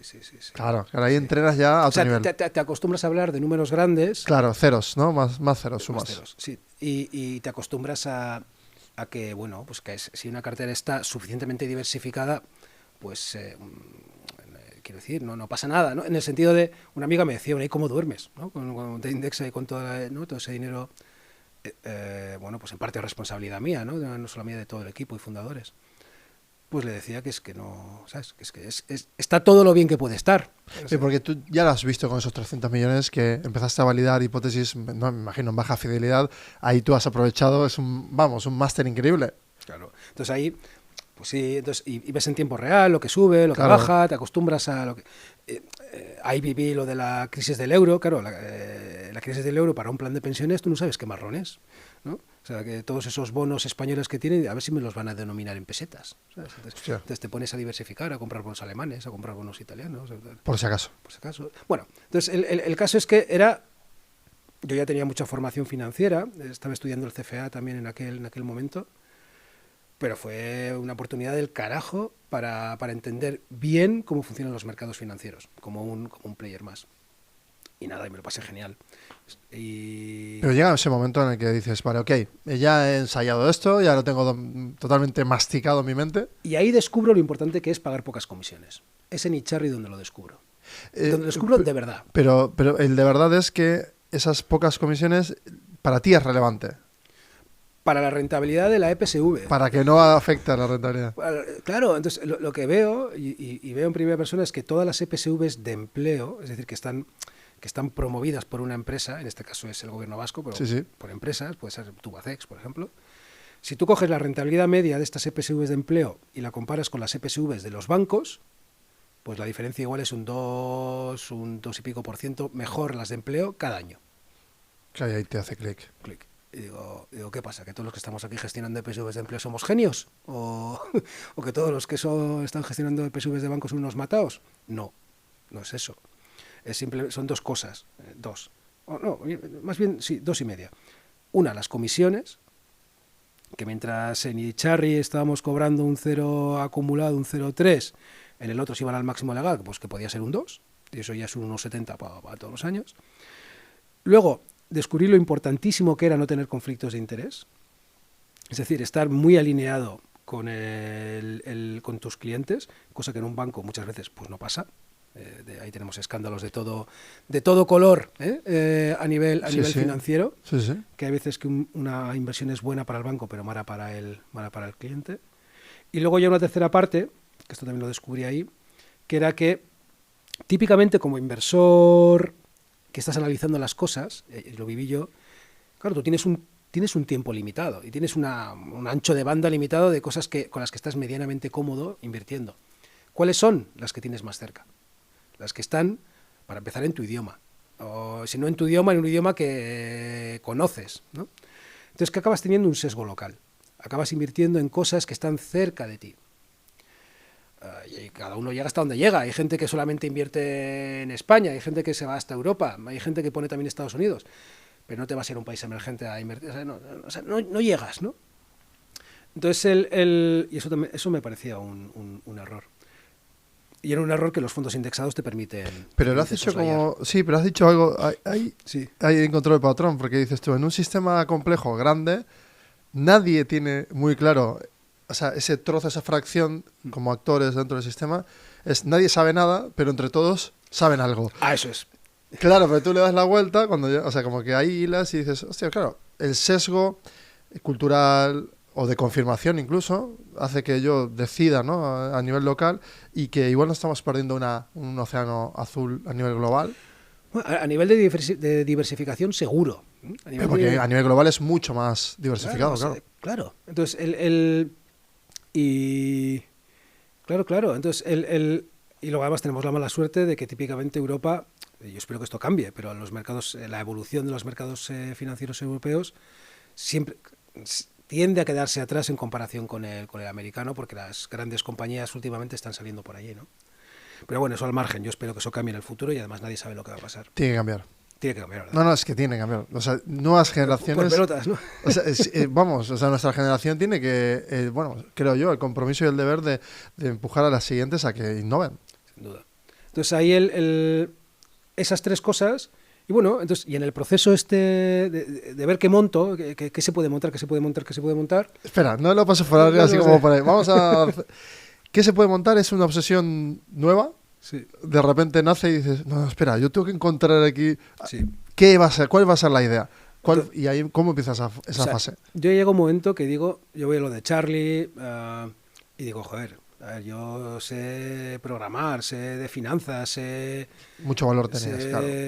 Tío, algo, ¿sabes? O sea, yo tengo que ser capaz de aportar algo, ¿no? Pero ese ser capaz, ¿por qué viene? Viene acompañado no solo por Charlie, sino viene acompañado por el contexto en el que empiezas a ver que hay grandes noticias de empresas gigantes, de gente que lo está logrando. O sea, ¿hay algo que te motive o te inspire o vienes solo de la absoluta nada?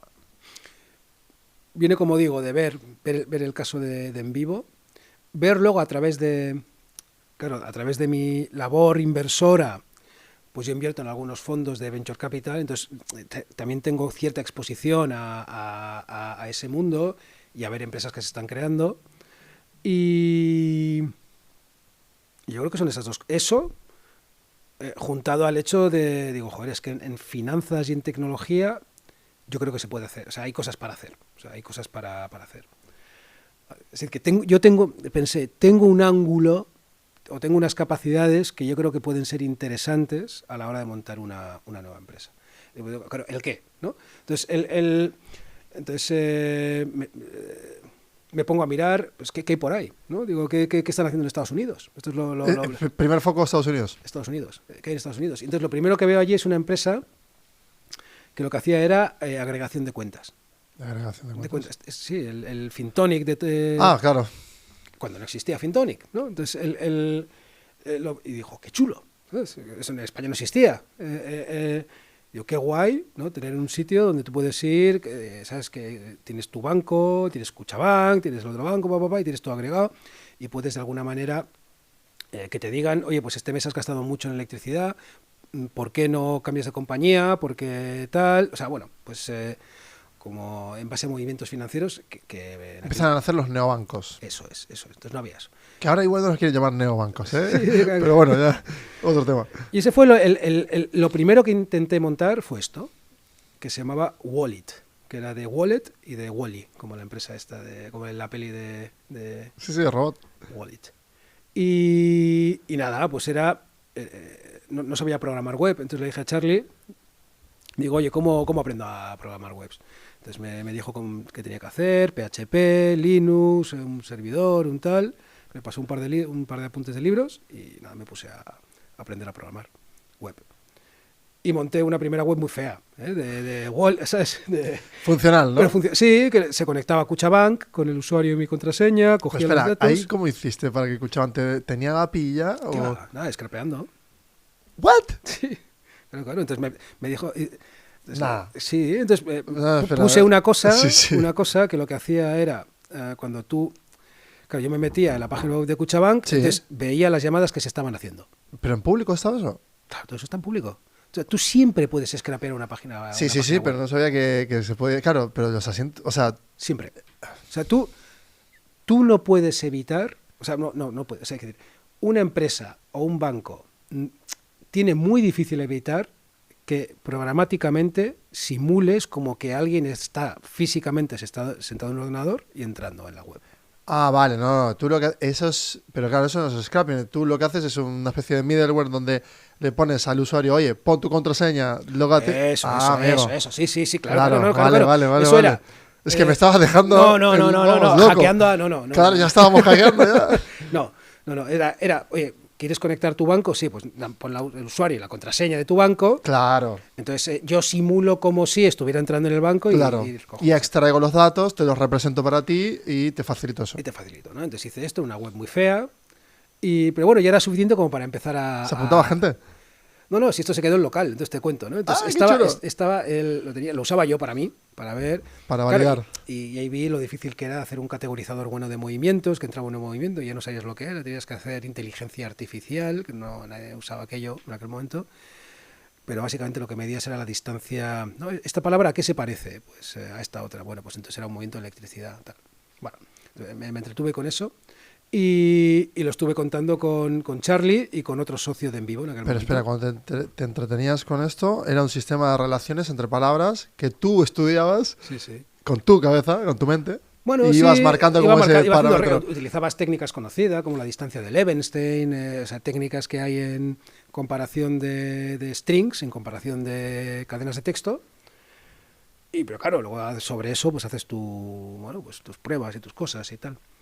Y nada, y le conté ya un poco más en serio, ya, bueno, ¿qué?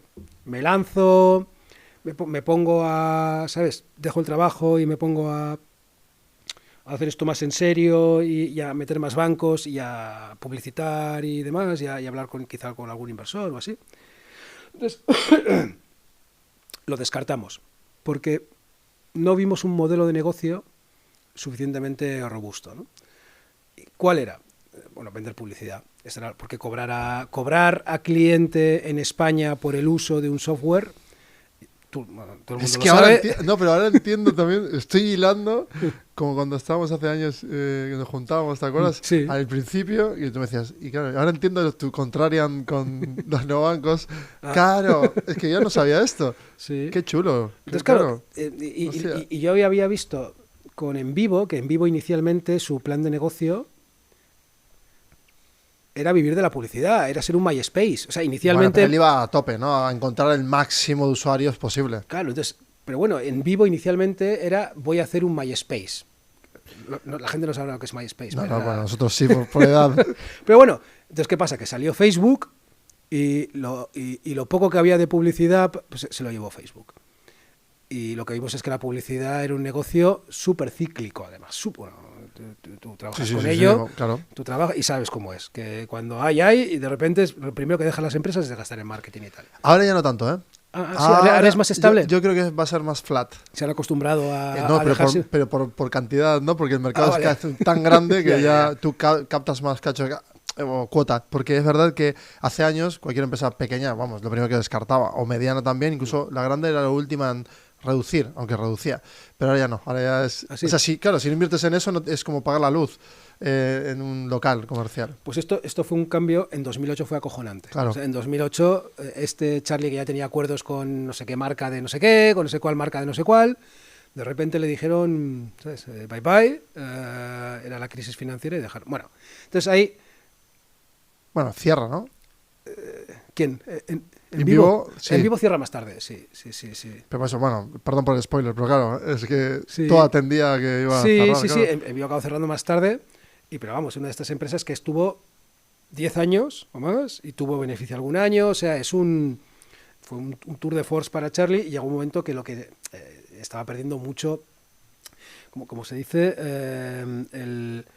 bueno, pues ahí iba y tal, cada vez un poquito menos, pero lo que estás perdiendo es, oye, si en vez de hacer esto hago otra cosa que tenga mejor pinta y más crecimiento. Sí, que digamos tu tiempo no es tan productivo. Eso es, ¿no? Entonces, bueno, pues se cerró. Oye, que esto no hay que pasarlo por alto, porque es verdad que hay muchas empresarios o personas que están emprendiendo cualquier tipo de emprendimiento, que no se ponen a analizar eso, ¿no? Vale, yo me quedo siempre como en flat, más muy poquito, no crezco demasiado, pero claro, resulta que al cabo de 20 años la relevancia del tiempo, ¿no? Contra... O sea, ese ROI positivo, que no es tanto el profit, sino es un ROI positivo de, oye, he invertido mi tiempo y acabo de envejecer, tengo 20 años menos, ¿qué he hecho con mi vida? Yo creo que hay que meter en la ecuación el coste de oportunidad, ¿no? Claro. Entonces, vale, Que no es especular. No, eso no es especular, estoy haciendo esto, fine. ¿Qué cosas estoy dejando de hacer o creo que podría hacer? ¿No? Entonces, entonces, si de repente dices, bueno, estoy haciendo esto, pero es que creo que podría estar haciendo todo esto y me lo creo mucho más. Bueno, pero eso pasa en tu mente, sucede lo mismo, ¿no? Tú empiezas con este proyecto, lo lanzas a producción para ti mismo, vale, ok, no, descartado, ok, vale, laboratorio de innovación, next. Fuera. Pero claro, sigues diciendo, vale, pero ¿dónde puedo aportar valor? Sí, yo sigo ahí emperrado, ¿no? Sigo ahí en Me encanta. Sigo ahí en el... Porque además ya digo, joder, he aprendido a programar webs un poco, ¿sabes? Pues habrá que usarlo. Y Coste de oportunidad. Coste de oportunidad. Entonces, ahí, digamos que el PAM emprendedor viene de la siguiente manera. A través de un socio común, Álvaro me dice, Unai, te va a contactar François Derbe, que quiere montar un proyecto de una bolsa para startups. ¿No lo conocías de nada, François? De nada. Qué guay. De nada. Me encanta. Entonces, ¿por qué? Porque Álvaro me había visto que ya había programado la web esta de Wallet, que estaba interesado en hacer cosas y que yo era un tío financiero. Vale, ese es el punto clave entonces. Ahí es el momento en el que tu vida cambia gracias a que tú hiciste algo que tenía cero relevancia, Sí. pero lo ha visto un observador y ese punto de observación es el que ha cambiado el juego. Tal cual. ¡Buah! ¡Qué Sí, locura, tío! ahí hay mucha serendipia ahí. Entonces, entonces Álvaro se queda con la... Entonces, François le dice a Álvaro, oye, quiero montar esta bolsa para startups. Yo no soy un tío financiero, con lo cual quiero fundarlo, pero tiene que ser con alguien financiero. Entonces Álvaro le dice, pues hay un tío ahí en Bilbao que es financiero y que tiene interés en hacer cosas de finanzas y tecnología. Y nada, recibo un día, me pongo a hablar con François y inicialmente lo que me cuenta digo, ¡buah! Esto va a ser muy complicado, muy complicado. ¿Tú le dijiste a François eso? Sí. Sí, yo creo que se lo dije y lo pensaba, o sea, yo creo que se lo dije. Y... Fuiste contrarian de tu propio... No, pero espérate, es que futuro. Sí, pero entonces luego después que hice, me puse a mirar quién es François. Entonces vi que era un emprendedor de éxito, Claro. que ya había vendido sus dos primeras empresas, una él y otra con su mujer, y pensé, digo, bueno, pues sí, esto es muy complicado, ¿sabes? Pero digo, ¿voy a aprender? Pinta que sí. Y tiene pinta que va a ser divertido. Entonces, y como yo quería montar algo, digo, bueno, pues igual no es esto, pero a partir de aquí ya saldrá Bueno, pero otra tenías cosa. más garantías ahí, Unai, claro. Porque tenías un co-founder Sí, de categoría, ¿no? Sí, claro. Y dije, bueno, pues sí, algo estará viendo François que no veo yo. Exacto. ¿No? Ahí honestidad, ¿no? De total. Bueno, el haberte bajado de cabello en esa época que te bajaste de cabello también te ha hecho prepararte para ese momento, ¿no? De no pensar que el otro no tiene razón, sino, oye, voy a ver qué trae nuevo.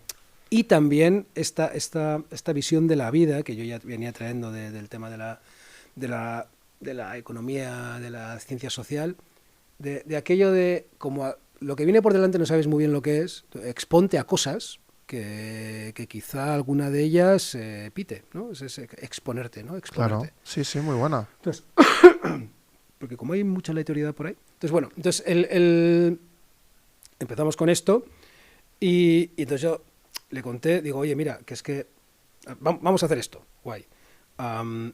Pero yo tengo una idea que es montar esto que hay unos americanos que se llaman Wealthfront, que es, ya lo que yo había visto yo, bajas comisiones, diversificación global. Claro, tú le fuiste llevando tu terreno, claro. Él lo vio y dijo, qué buena idea, tal. O sea, le Normal. moló también. Entonces dijo, mira, pues vamos a hacer las dos cosas a la vez, ¿no? Entonces Y a ver qué funciona. Sí. Entonces a mí me parecía digo, yo inicialmente al meterme en este mundo iban a otro ritmo, o sea, era un ritmo que yo no estaba acostumbrado, o sea, yo era más académico, más inversor, más análisis, más esto era haz, corre, corre. ¿Cuánto duró ese tiempo de Venture Builder? De Venture Builder, pues mira, esto fue 2000, se pone conmigo en contacto en diciembre de 2013. Lanzamos BigWater, la primera versión de BigWater, que era el mercado para startups, en junio de 2014. Que la programé yo, esta la hice yo la primera versión. Y cerramos la primera operación, la primera empresa que salía a cotizar en el mercado, que se llamaba Zacatrus. En verano salimos en prensa y en septiembre ya tenemos un requerimiento de la CNMV diciéndome que Es que tú haciendo. te estás queriendo montar un mercado paralelo de empresas emergentes, que lo hemos pensado también todos, pero que yo lo he pensado, ¿sabes con quién lo he pensado? Con Founders. Ah, sí. Que también tiene mucho sentido. Imagínate haber invertido en Unai, bueno, en Nadal. Sí. O sea, es heavy eso también, ¿eh? Claro, ¿qué ocurre? que yo esto ya sabía que podía pasar, ¿no? Entonces, aquí, mi experiencia financiera de haber estado en gestoras y tal, Claro. yo le dije, tenemos que estar muy bien preparados y tener una construcción muy sólida de lo que tenemos para cuando llegue la CNMV. Y además ya se unió el tercer fundador, Ramón Blanco, que él venía de toda la vida del fondo Self-Trade, a finales de los 90, un broker online. Sí, un eToro de hoy. Un eToro. Y bueno, y sí, entonces estábamos convencidos de que lo que estábamos haciendo era como era, porque no estaba regulado, y aunque quisiera regularlo, no se podía regular en esa situación. Porque vale, entonces ese check ya lo habías hecho tú en tu mente. Claro. Entonces, hicimos todo, pues solamente ir a profesionales, no íbamos a cliente retail, una serie Para de... no levantar ampollas. Una serie de checks, ¿no? De checks que yo traía del sector financiero. Claro. Pusimos un tema de prevención de blanqueo de capitales, o sea, aunque no hacía falta porque no era regulado. Bueno, pero le estás dando, ¿no? Pero yo venía. Buenas prácticas. Buenas prácticas, ¿no? Entonces nada, pues cuando vinieron, pues paramos de hacerlo para explicárselo. Y nada, pues nos dijeron, oye, pues vale, pero no tenemos claro que esto se pueda hacer, así que no sigas. Entonces, claro, en el periodo de que ponte quieto, vamos a hacerlo, pasaron 4 años. O sea, Bigwater, la versión final, la que ya está ahora funcionando, tardó 4 años en encontrar el encaje regulatorio. Como aquello se paró, pues nos pusimos a tope con Indexa. Entonces, Has mencionado 2 cosas. Vamos a pararnos en esto. Serendipia y luego has hecho, como todo es aleatorio, lo has dicho como jugando y lo has dejado en el aire, pero no se queda aquí en el aire. Porque claro, el estado, no sé, los estados cuánticos, ¿qué son? Son aleatorios, sí, en cierto punto. Sí, o sea, yo no sé mucho... Esa aleatoriedad que no es tan determinista, que lo estás diciendo tú. O sea, yo he leído mucho de física, ¿no? Y sobre si es determinismo o no, o hay aleatoriedad. No sé, es un tema demasiado difícil para mí, ¿sabes? O sea, es como que hay una de esas cosas que te digo que son tan complejas que yo ahí no llego, ¿no? En lo práctico, yo sí, la conclusión a la que llego es que en decisiones profesionales, por ejemplo, o en decisiones de emprender o de no emprender, es mucho más la incertidumbre que lo que tú puedes controlar. O sea, está mucho más por desvelarse que lo que tienes controlado ahora. Entonces, en ese entorno, yo creo que si te lo puedes permitir, merece la pena exponerte porque igual de repente algo funciona bien. Pero no a todo. O sea, porque no lanzamos Wallet porque pensamos que había buenas razones para no hacerlo. Dijimos, no, es que probablemente aquí no haya modelo de negocio. Entonces, pues oye, pues no se lanza. Bigwater había un modelo de negocio claro, pero había un riesgo regulatorio muy elevado. Pues bueno, aún así decimos hacerlo. Indexa cumplía varios checks, y tenía muchos retos, pero cumplía los checks de es un tema escalable, es una necesidad de mercado, porque aquí la gente está pagando muchísimas comisiones y tiene mala rentabilidad. Yo eso lo había visto y los datos, Sí, era un pain fuerte. y los datos estaban ahí. No hay ningún player haciendo esto en España. Europa tampoco. En Europa, pues mira, en Europa yo creo que estaban empezando también los primeros, en Italia y tal. O sea, empezamos todos... Incipiente. Y... Bueno, había muchos checks, ¿no? De que podía ser... O sea, has dicho 4, muy clave. Que podía ser que podía haber algo ahí, ¿no? Y claro, la contra es, ojo, que España es un país súper conservador, que está dominado el mundo de la inversión por los bancos, que es muy complicado montar un negocio online. El único que lo ha conseguido se llama ING y se ha gastado del orden de 400 millones de euros en publicidad para salir en la tele. Eso tienes toda la razón, pero en tu caso, claro, no era un B2C al uso. Tú ibas... Bueno, sí. O sea, ahora, pero al principio... También.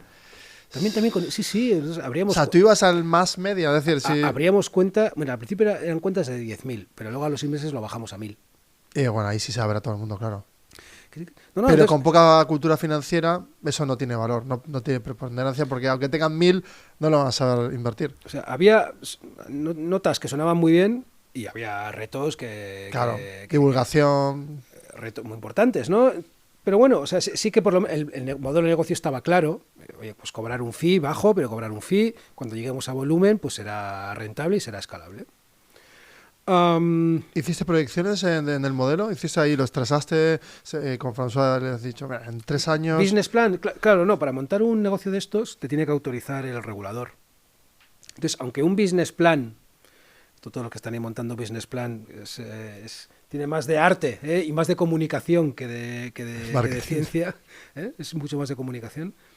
Claro, aquí tienes que hacer uno, aunque no quieras, que es porque el regulador te dice, vale, tienes que poner dinero para montar un negocio de estos, vale, ¿cuánto? Pues el que vayas a perder, hasta que empieces a ganar dinero.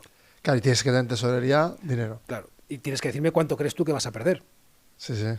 ¿No? Entonces, pues, si montas un negocio tradicional donde cobras mucho con pocos clientes, pues igual el primero ya era rentable, pero si me estás diciendo que vas a cobrar este poquito y que vas a mucho cliente, que no tienes ninguno, pues a ver cómo me lo cuentas, ¿no? Entonces, bueno, el primer modelo que hicimos planteaba que con 1 millón y pico de euros ya podíamos llegar a rentabilidad, creo que era el año cuarto o una cosa así, en un modelo donde todos nos apretábamos el cinturón ahí hasta la costilla. Sí, ¿no? claro, a cobrar poco y nada. Sí, sí.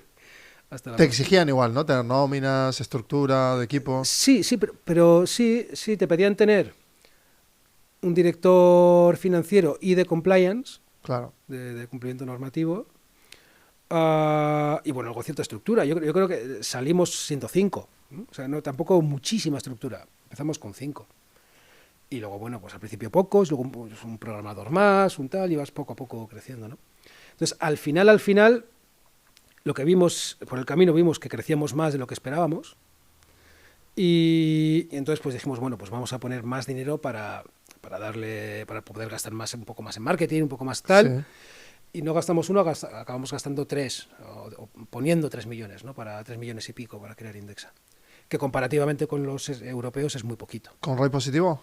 ¿Todas esas inversiones? ¿Cuál? ROI positivo, es decir, ¿ha retornado de forma positiva esa inversión? O... Bueno, pusimos 3 millones y ahora la valoración de compañía en bolsa son 150, una cosa así. No, los inversores están razonablemente contentos. Algo contentos, ¿no? Sí.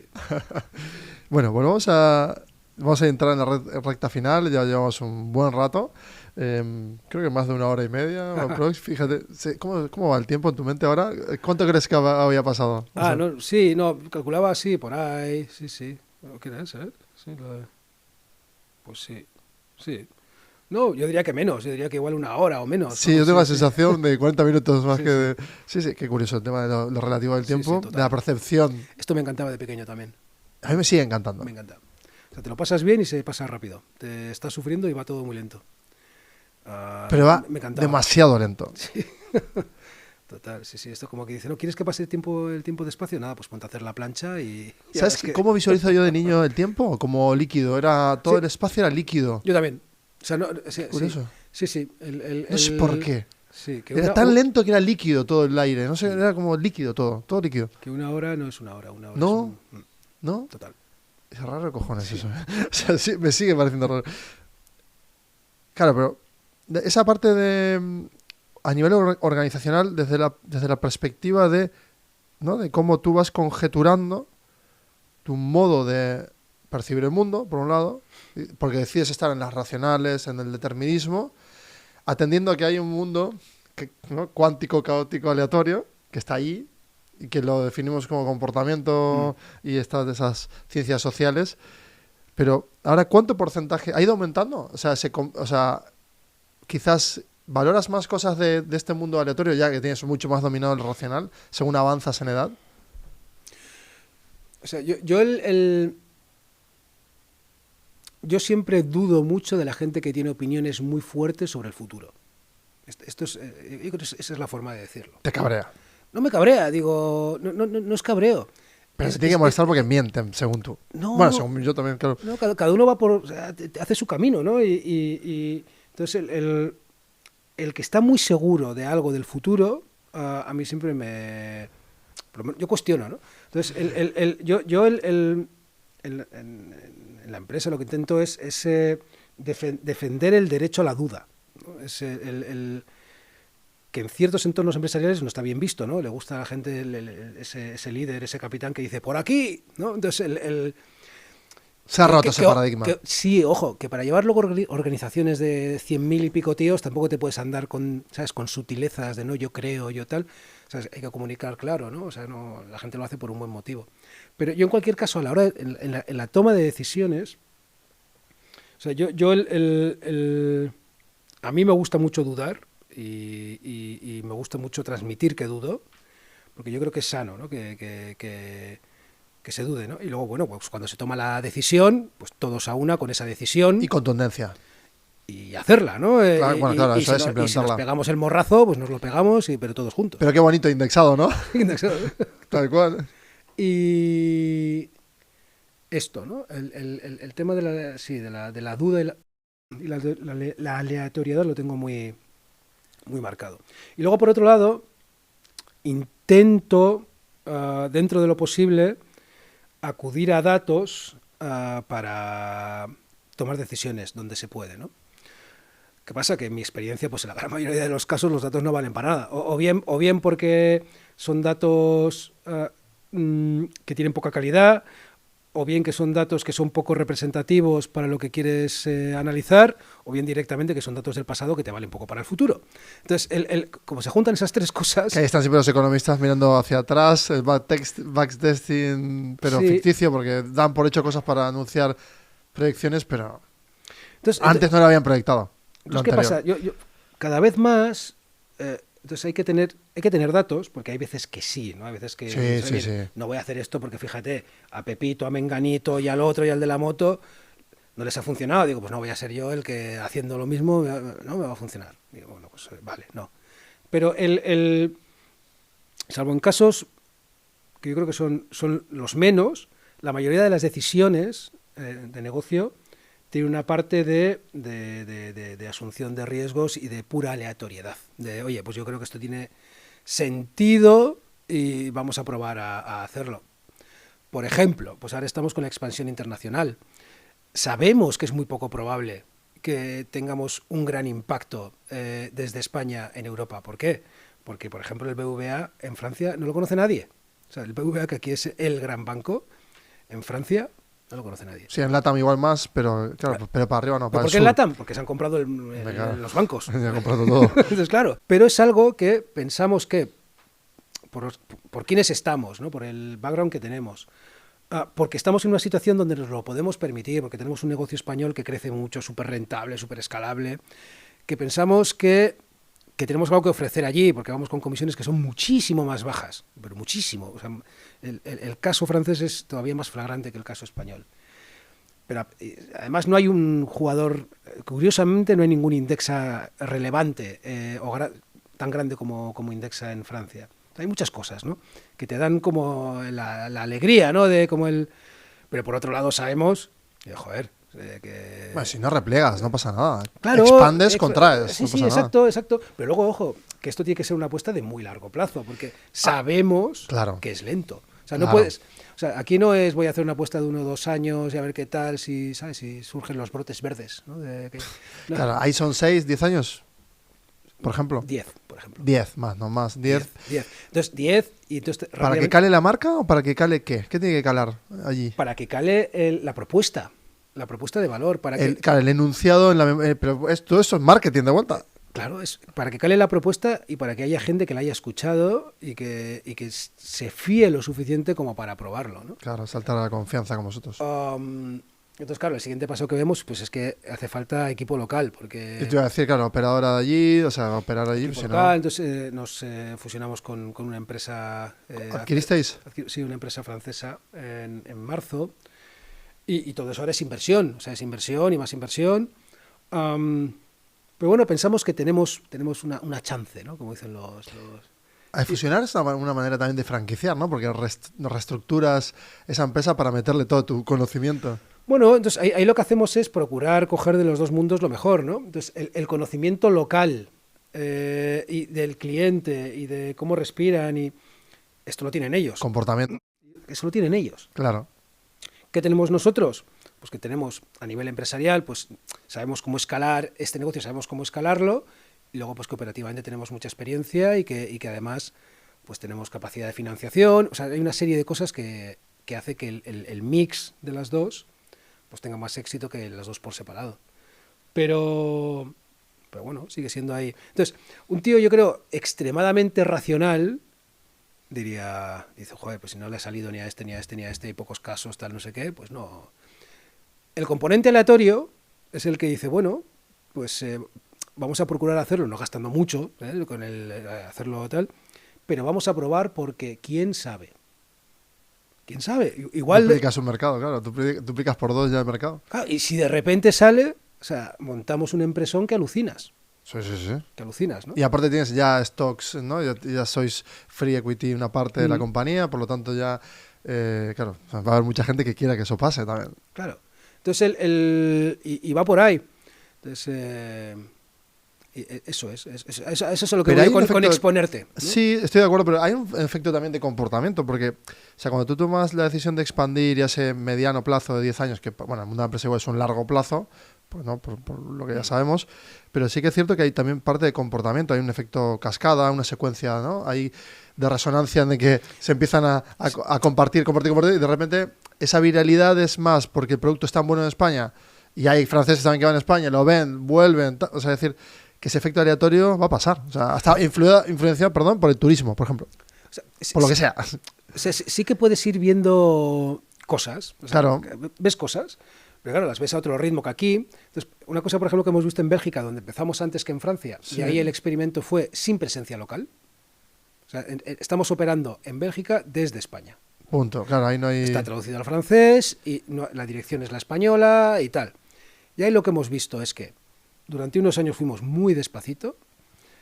Nos dimos cuenta que no es lo mismo ofrecer un servicio que ofrecer un servicio localizado, o sea, realmente localizado, que alguien belga lo perciba como belga. O sea, esto es un... ¿Pero por qué hay tanto peso en esa decisión de confianza? Buah, Porque yo no dudo para usar Salesforce o Slack. Sí, pero no es tutela.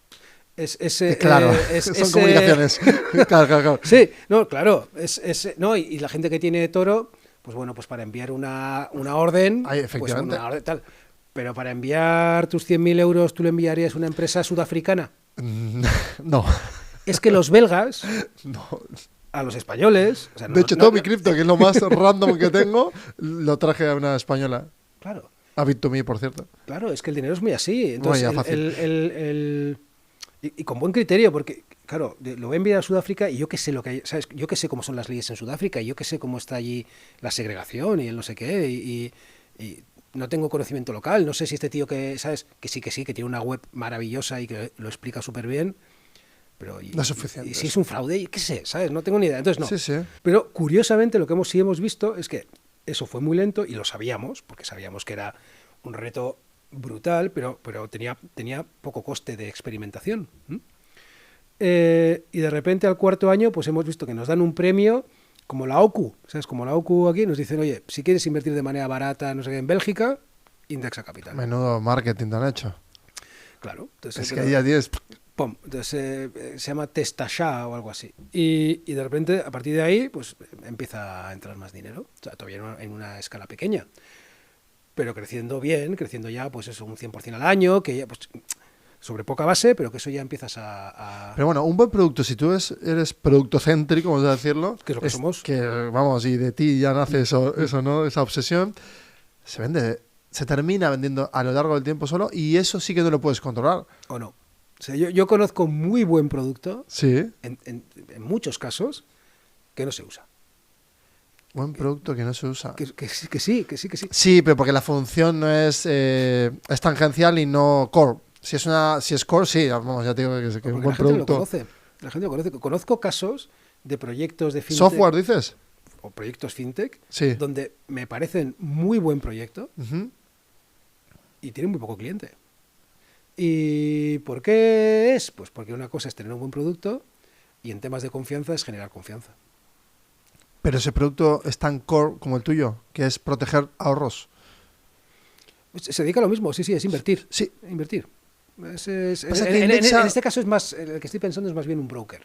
Y bueno, pero cambia, ¿no? Porque ya el concepto de broker es, aunque sea un buen producto, está etiquetado en el sesgo de las personas como algo que, fíjate, las inercias de sesgo cultural afectan un montón.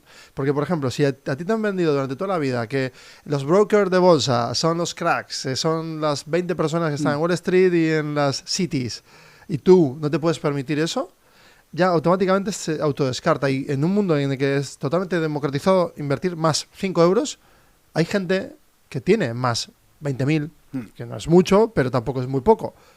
Hostia, porque un ticket medio, ¿cuánto es el ticket medio vuestro, por ejemplo? En Indexa es el medio es 30.000.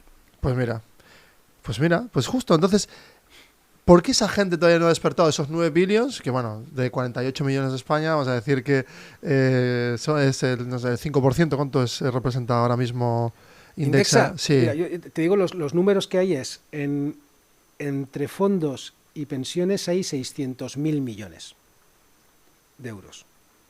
Vale. 600.000. Y Indexa tiene 3.000. Wow. Claro. Tenemos un 0,5% de todo lo que hay invertido en fondos y en planes de pensiones en España. Sí, y en usuarios es 8.000, claro, de serie no, el 0,08, entonces sería... Entonces, inversores en fondos, se dice que hay 10 millones. ¿Pero cuántos tenéis vosotros? 90.000. Ah, 90.000, no, entonces está bien. Vale. Entonces, Pero ahora, bueno, perdón, porque, o sea, vuelvo a insistir con esto de, no sé qué opinas tú, que el sesgo cultural, que es esa inercia de comportamiento que llega más tarde quizás, porque lo decías tú, ¿no? O sea, si por conciencia una persona toma la decisión de compra, que es una decisión de compra como en el propio supermercado, pues lo mismo, ¿con qué banco voy? ¿Con quién invierto? Pues esa decisión requiere una charla como la nuestra ahora de, mira, cariño, vamos a hablar importante, vamos a invertir, acaba de llegar una persona que me ha dicho que está Indexa. Claro, esa conversación, ¿te has parado ahí a jugar en ese rol? Sí, no, entonces, o sea, yo he pensado mucho sobre qué genera confianza, porque ese es el core de Indexa, es ver qué palancas tengo yo para acelerar la creación de confianza en clientes y prospectos. Entonces, y hay muchos pedales, ¿no? Entonces, uno es la recomendación. Claro. O sea, que te recomienden es algo tan poco frecuente en servicios financieros que es una recomendación súper válida. O sea, a ti te pueden recomendar, oye, mira, pues tengo un reloj no sé qué que me va súper bien. O, joder, me he visto esta peli que es súper chula. La gente está acostumbrada a recomendar eso. Lo de, oye, me he abierto un fondo de inversión que va súper bien. Eso es, no, a mí me ha llegado. De Indexa me ha llegado. Y he dicho, vale, ¿quién? ¿Y cómo? ¿Y cuánto dan? De Indexa sí, pero es que eso es... De hecho, me sigue llegando, ¿eh? Eso es curiosísimo. O sea, en Indexa lo hemos conseguido, pero es súper poco frecuente. Entonces, todo lo que puedas acelerar esa recomendación, pues hay que hacerlo. Sí, ¿sabes por qué creo que pasa? Quizás como vamos en terreno ya final y de conjetura, tengo la sensación de que como transmites, no solo tú, sino ya todo el equipo y la estrategia, como está indexado, sabes que hay menos riesgo, aunque lo haya y tú siempre lo pongas por delante y demás, hay mucho menos en contraste con todo lo demás. Claro, tú miras el panorama y dices, espera, en tiempos donde Tesla pega porque pega unos volantazos, claro, entonces tú te vuelves ultra relevante porque eres como el ultra mega conservador.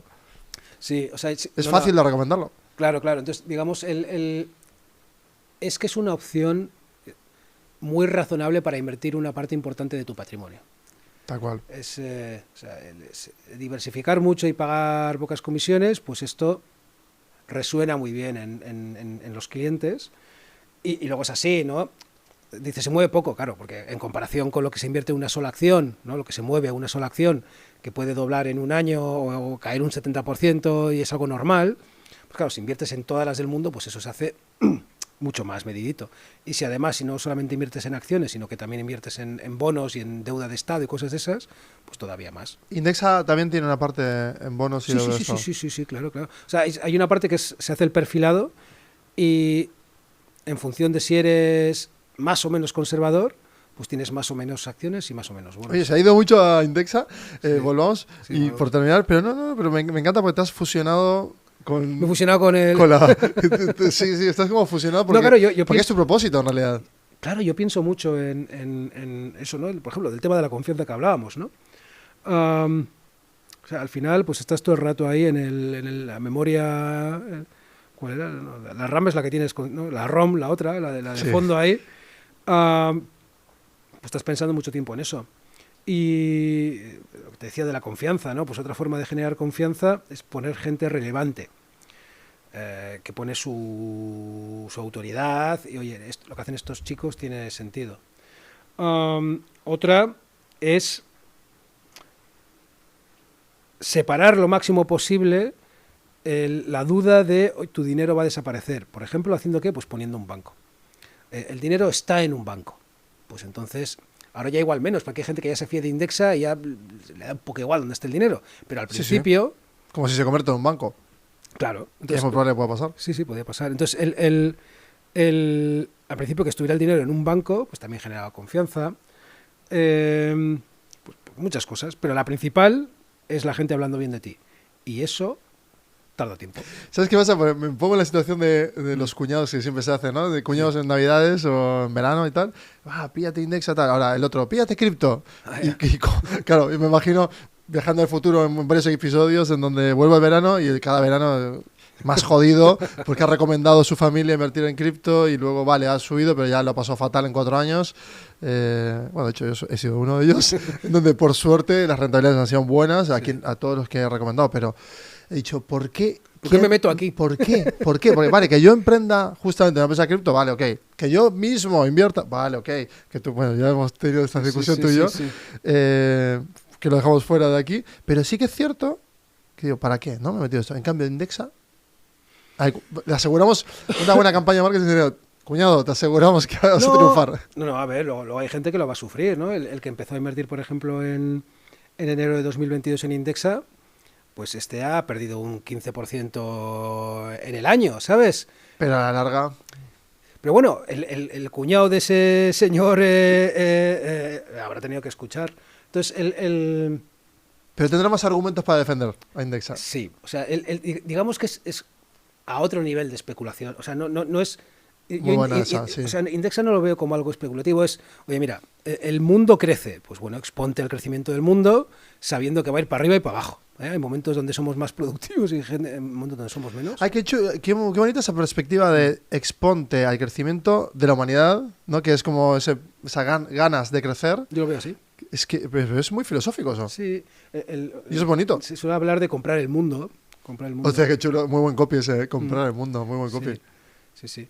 ¿Te está gustando el marketing? ¿Qué? ¿Te está gustando el marketing o te nace? Estoy aprendiendo un mogollón. Ya te veo porque estás ahí aplicando muchas copies. Sí, y aquí estoy aprendiendo de François, que es un fiera en marketing y comunicación, en las dos. Que yo tendía a darle poca importancia. O sea, yo tenía ese sesgo. Bueno, cuando salí de la universidad, cero, ¿sabes? Imagínate, o sea, es cero importancia. Cuando me pusieron a hacer PowerPoints, y yo decía, ¿para qué? ¿Sabes? ¿Para qué un PowerPoint? O sea, me pusieron a hacer PowerPoints cuando estaba en banca privada y digo, tío, ¿pero por qué? Pues, ¿sabes? Escribes algo y ya está comunicado, ¿sabes? Funcionalidad versus me mataba. Estética. Y ahora que estamos todo el día pensando, ¿no?, en esta frase, cómo la decimos, así se entiende bien o no se entiende. Y eso te transforma a ti también, porque te obliga como a reescriturar, total, hacer reset de cosas. Cómo escribir, que dar más información no significa que llegue más información, de hecho a veces es al revés, que es mejor poner menos que más. Es que es muy difícil encriptar para que todo el mundo decodifique eso de la misma forma, es muy difícil. A mí la gente que tiene esa sensibilidad, que es muy especial, una sensibilidad muy especial de eso, ¿no? El especialista, el experto de experiencia de usuario, me parece un trabajo súper complicado y yo creo que hay que dedicar mucho tiempo para desarrollar esa sensibilidad, ¿no? Ponerte en el otro lado, sí, pura empatía. No olvidarte claro, de que era... Y luego que también tiene una parte como más analítica, ¿no? Donde yo me gusta mucho cuando ponen a grabar pantallas, ¿no? Ver los usuarios que están haciendo. Los mapas de calor de... esas cosas. Sí. O sea, me parece una disciplina muy chula. Vamos a terminar, pero déjame conjeturar otro escenario, porque al principio hice uno de muy ciencia ficción. Otra te voy a lanzar ahora. Imagínate que tenemos la capacidad de tener todos los parámetros biométricos, biológicos, todos medidos en tiempo real del 100% de la humanidad. Vale. Claro, vale, eso lo tenemos. Entonces, de un porcentaje va a ser emprendedores, van a crear empresas, esas empresas van a tener otras mediciones que también contraste o que puedas rellenar todo ese sistema. ¿Crees que ahí la aleatoriedad podrías reducirla? Sí, qué divertido. Esto me recuerda el demonio de Lemaitre, puede ser. Es algo parecido, ¿no? Es una caja donde, claro, las moléculas de gas en una caja y aquí hay un huequito y hay otra caja, entonces, y esta está caliente, ¿no? Entonces lo normal es que del caliente va al frío, ¿no? Pero acá dijo, no, imagínate que hay un demonio aquí en la puertita que las moléculas de gas que van entrando del caliente al frío le echo para atrás. Y las del frío que se van acercando las echa al caliente. Entonces podríamos imaginar un escenario donde un gas caliente no se vaya hacia el frío, ¿no? En un contexto donde tienes información perfecta, ¿no? Y llegas a esta paradoja, porque la realidad es que si tú pones un gas caliente, pues el calor va hacia el frío y punto, ¿no? Claro. Entonces, esto me ha recordado a lo que me decías. No lo sé, no sabía muy qué decirte. O sea, yo creo que ¿Sería un mundo divertido para ti que podrías analizar constantemente? Porque si las emociones están medidas, pero aún así son fluctuantes, y ese sentimiento va a modificar ciertas cosas. Saber, ¿no? Que si alguien, ¿no? Si está bien de salud, si claro, sí, piensa, lo tienes todo medido, todo medido. O sea, un mundo, el mundo que les gusta a los deterministas, ¿no? Que dicen, no, a ver, pues si esto, pues son partículas con posición y velocidad, pues si las tienes todas controladas y todas las posiciones iniciales y tal, pues puedes saber hacia dónde va a ir todo. Sí, pues omiten la conciencia, y la conciencia parece ser que hace cosas aleatorias a veces. Claro, esto es lo que dicen, no, la conciencia también son partículas y tal. Bueno, a mí me parece muy... He leído mucho sobre ello, pero cuanto más leo, menos entiendo ahí. Entonces yo te diría que no tengo ni idea. O sea, esa pregunta... Me encanta que me digas eso. No tengo ni idea. Yo tampoco, porque en realidad no puedes predecir. Es lo mismo, no puedes predecir. O sea, es que te vuelve es la paradoja la misma que planteas tú del inicio. O sea, te lleva a amigarte con la incertidumbre, abrazarla y decir, mira, esto no es un palabra ni es una filosofada, es real. Ahora, eso sí, con lo que tenemos, ¿qué hacemos? La estrategia, indexarlo todo. Me encanta. O sea... Sí, o sea, bueno, indexarlo, sí, hay inversiones seguro. Sí, bueno, sí, creo que queda bien lo de indexarlo, sí. Indexarlo todo es como titular. Bueno, me ha encantado ese momento. Te brillan los ojos, han pasado casi 2 horas, lo que significa que nos hemos conectado, hemos pasado bien, hemos disfrutado. O sea, si hubiera sido ese juego de rol, pero con realidad aumentada, yo creo que hubieran flotado muchas cosas alrededor nuestro de esta conversación. Me encantaría repetir otra vez. Claro que sí, estupendo, y además estamos aquí en Bilbao, así que... Efectivamente. Pues, al lado de casa. Efectivamente. Y por cerrar, ¿no? Porque a mí me gusta hacerte un bullet point, uno o varios, o al menos un resumen de lo que yo he vivido, cómo lo transito todo esto. O sea, el tomar el rol de exploración con una mente brillante, ¿no? Con la que tenemos aquí delante, en la que... pues con mucha humildad y honestidad también nos ha puesto los puntos, e incluso con esa honestidad brutal de decir, he sido soberbio, ¿a que sí? Pasaste por ahí. Sí, claro. Y lo dice, y me encanta. O sea, ¿qué liderazgo está dejando claro aquí? Un liderazgo del dato, de la reflexión, del análisis, de la exposición. Lo he hecho todo el rato. Exponer, ¿no? Es decir, si tú ves un sistema totalmente oscuro, pero te expones algo y buscas ese, ¿no? Buscas por ahí algún parámetro, buscas, te expones.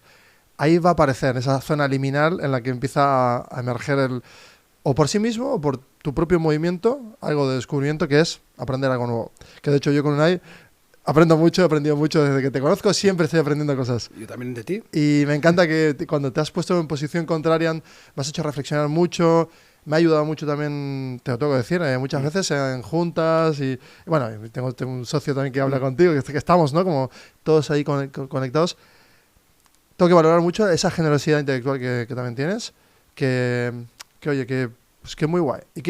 Sigue haciendo podcast, que de hecho... Hay que hacer muchos podcasts. Sí, que me ha encantado el de José Luis, Pedro Luis Uriarte, que... Sí. Qué placer, Eso es otro nivel, ¿ves? Pero qué placer, Es una máquina. Buah, yo a mí me encantaría hacer una anatomía con él. Bueno, aquí lo dejamos. Dale vueltas a todo esto. Si has llegado hasta aquí es que tienes ganas de de explorar más. Así continuamos, seguimos.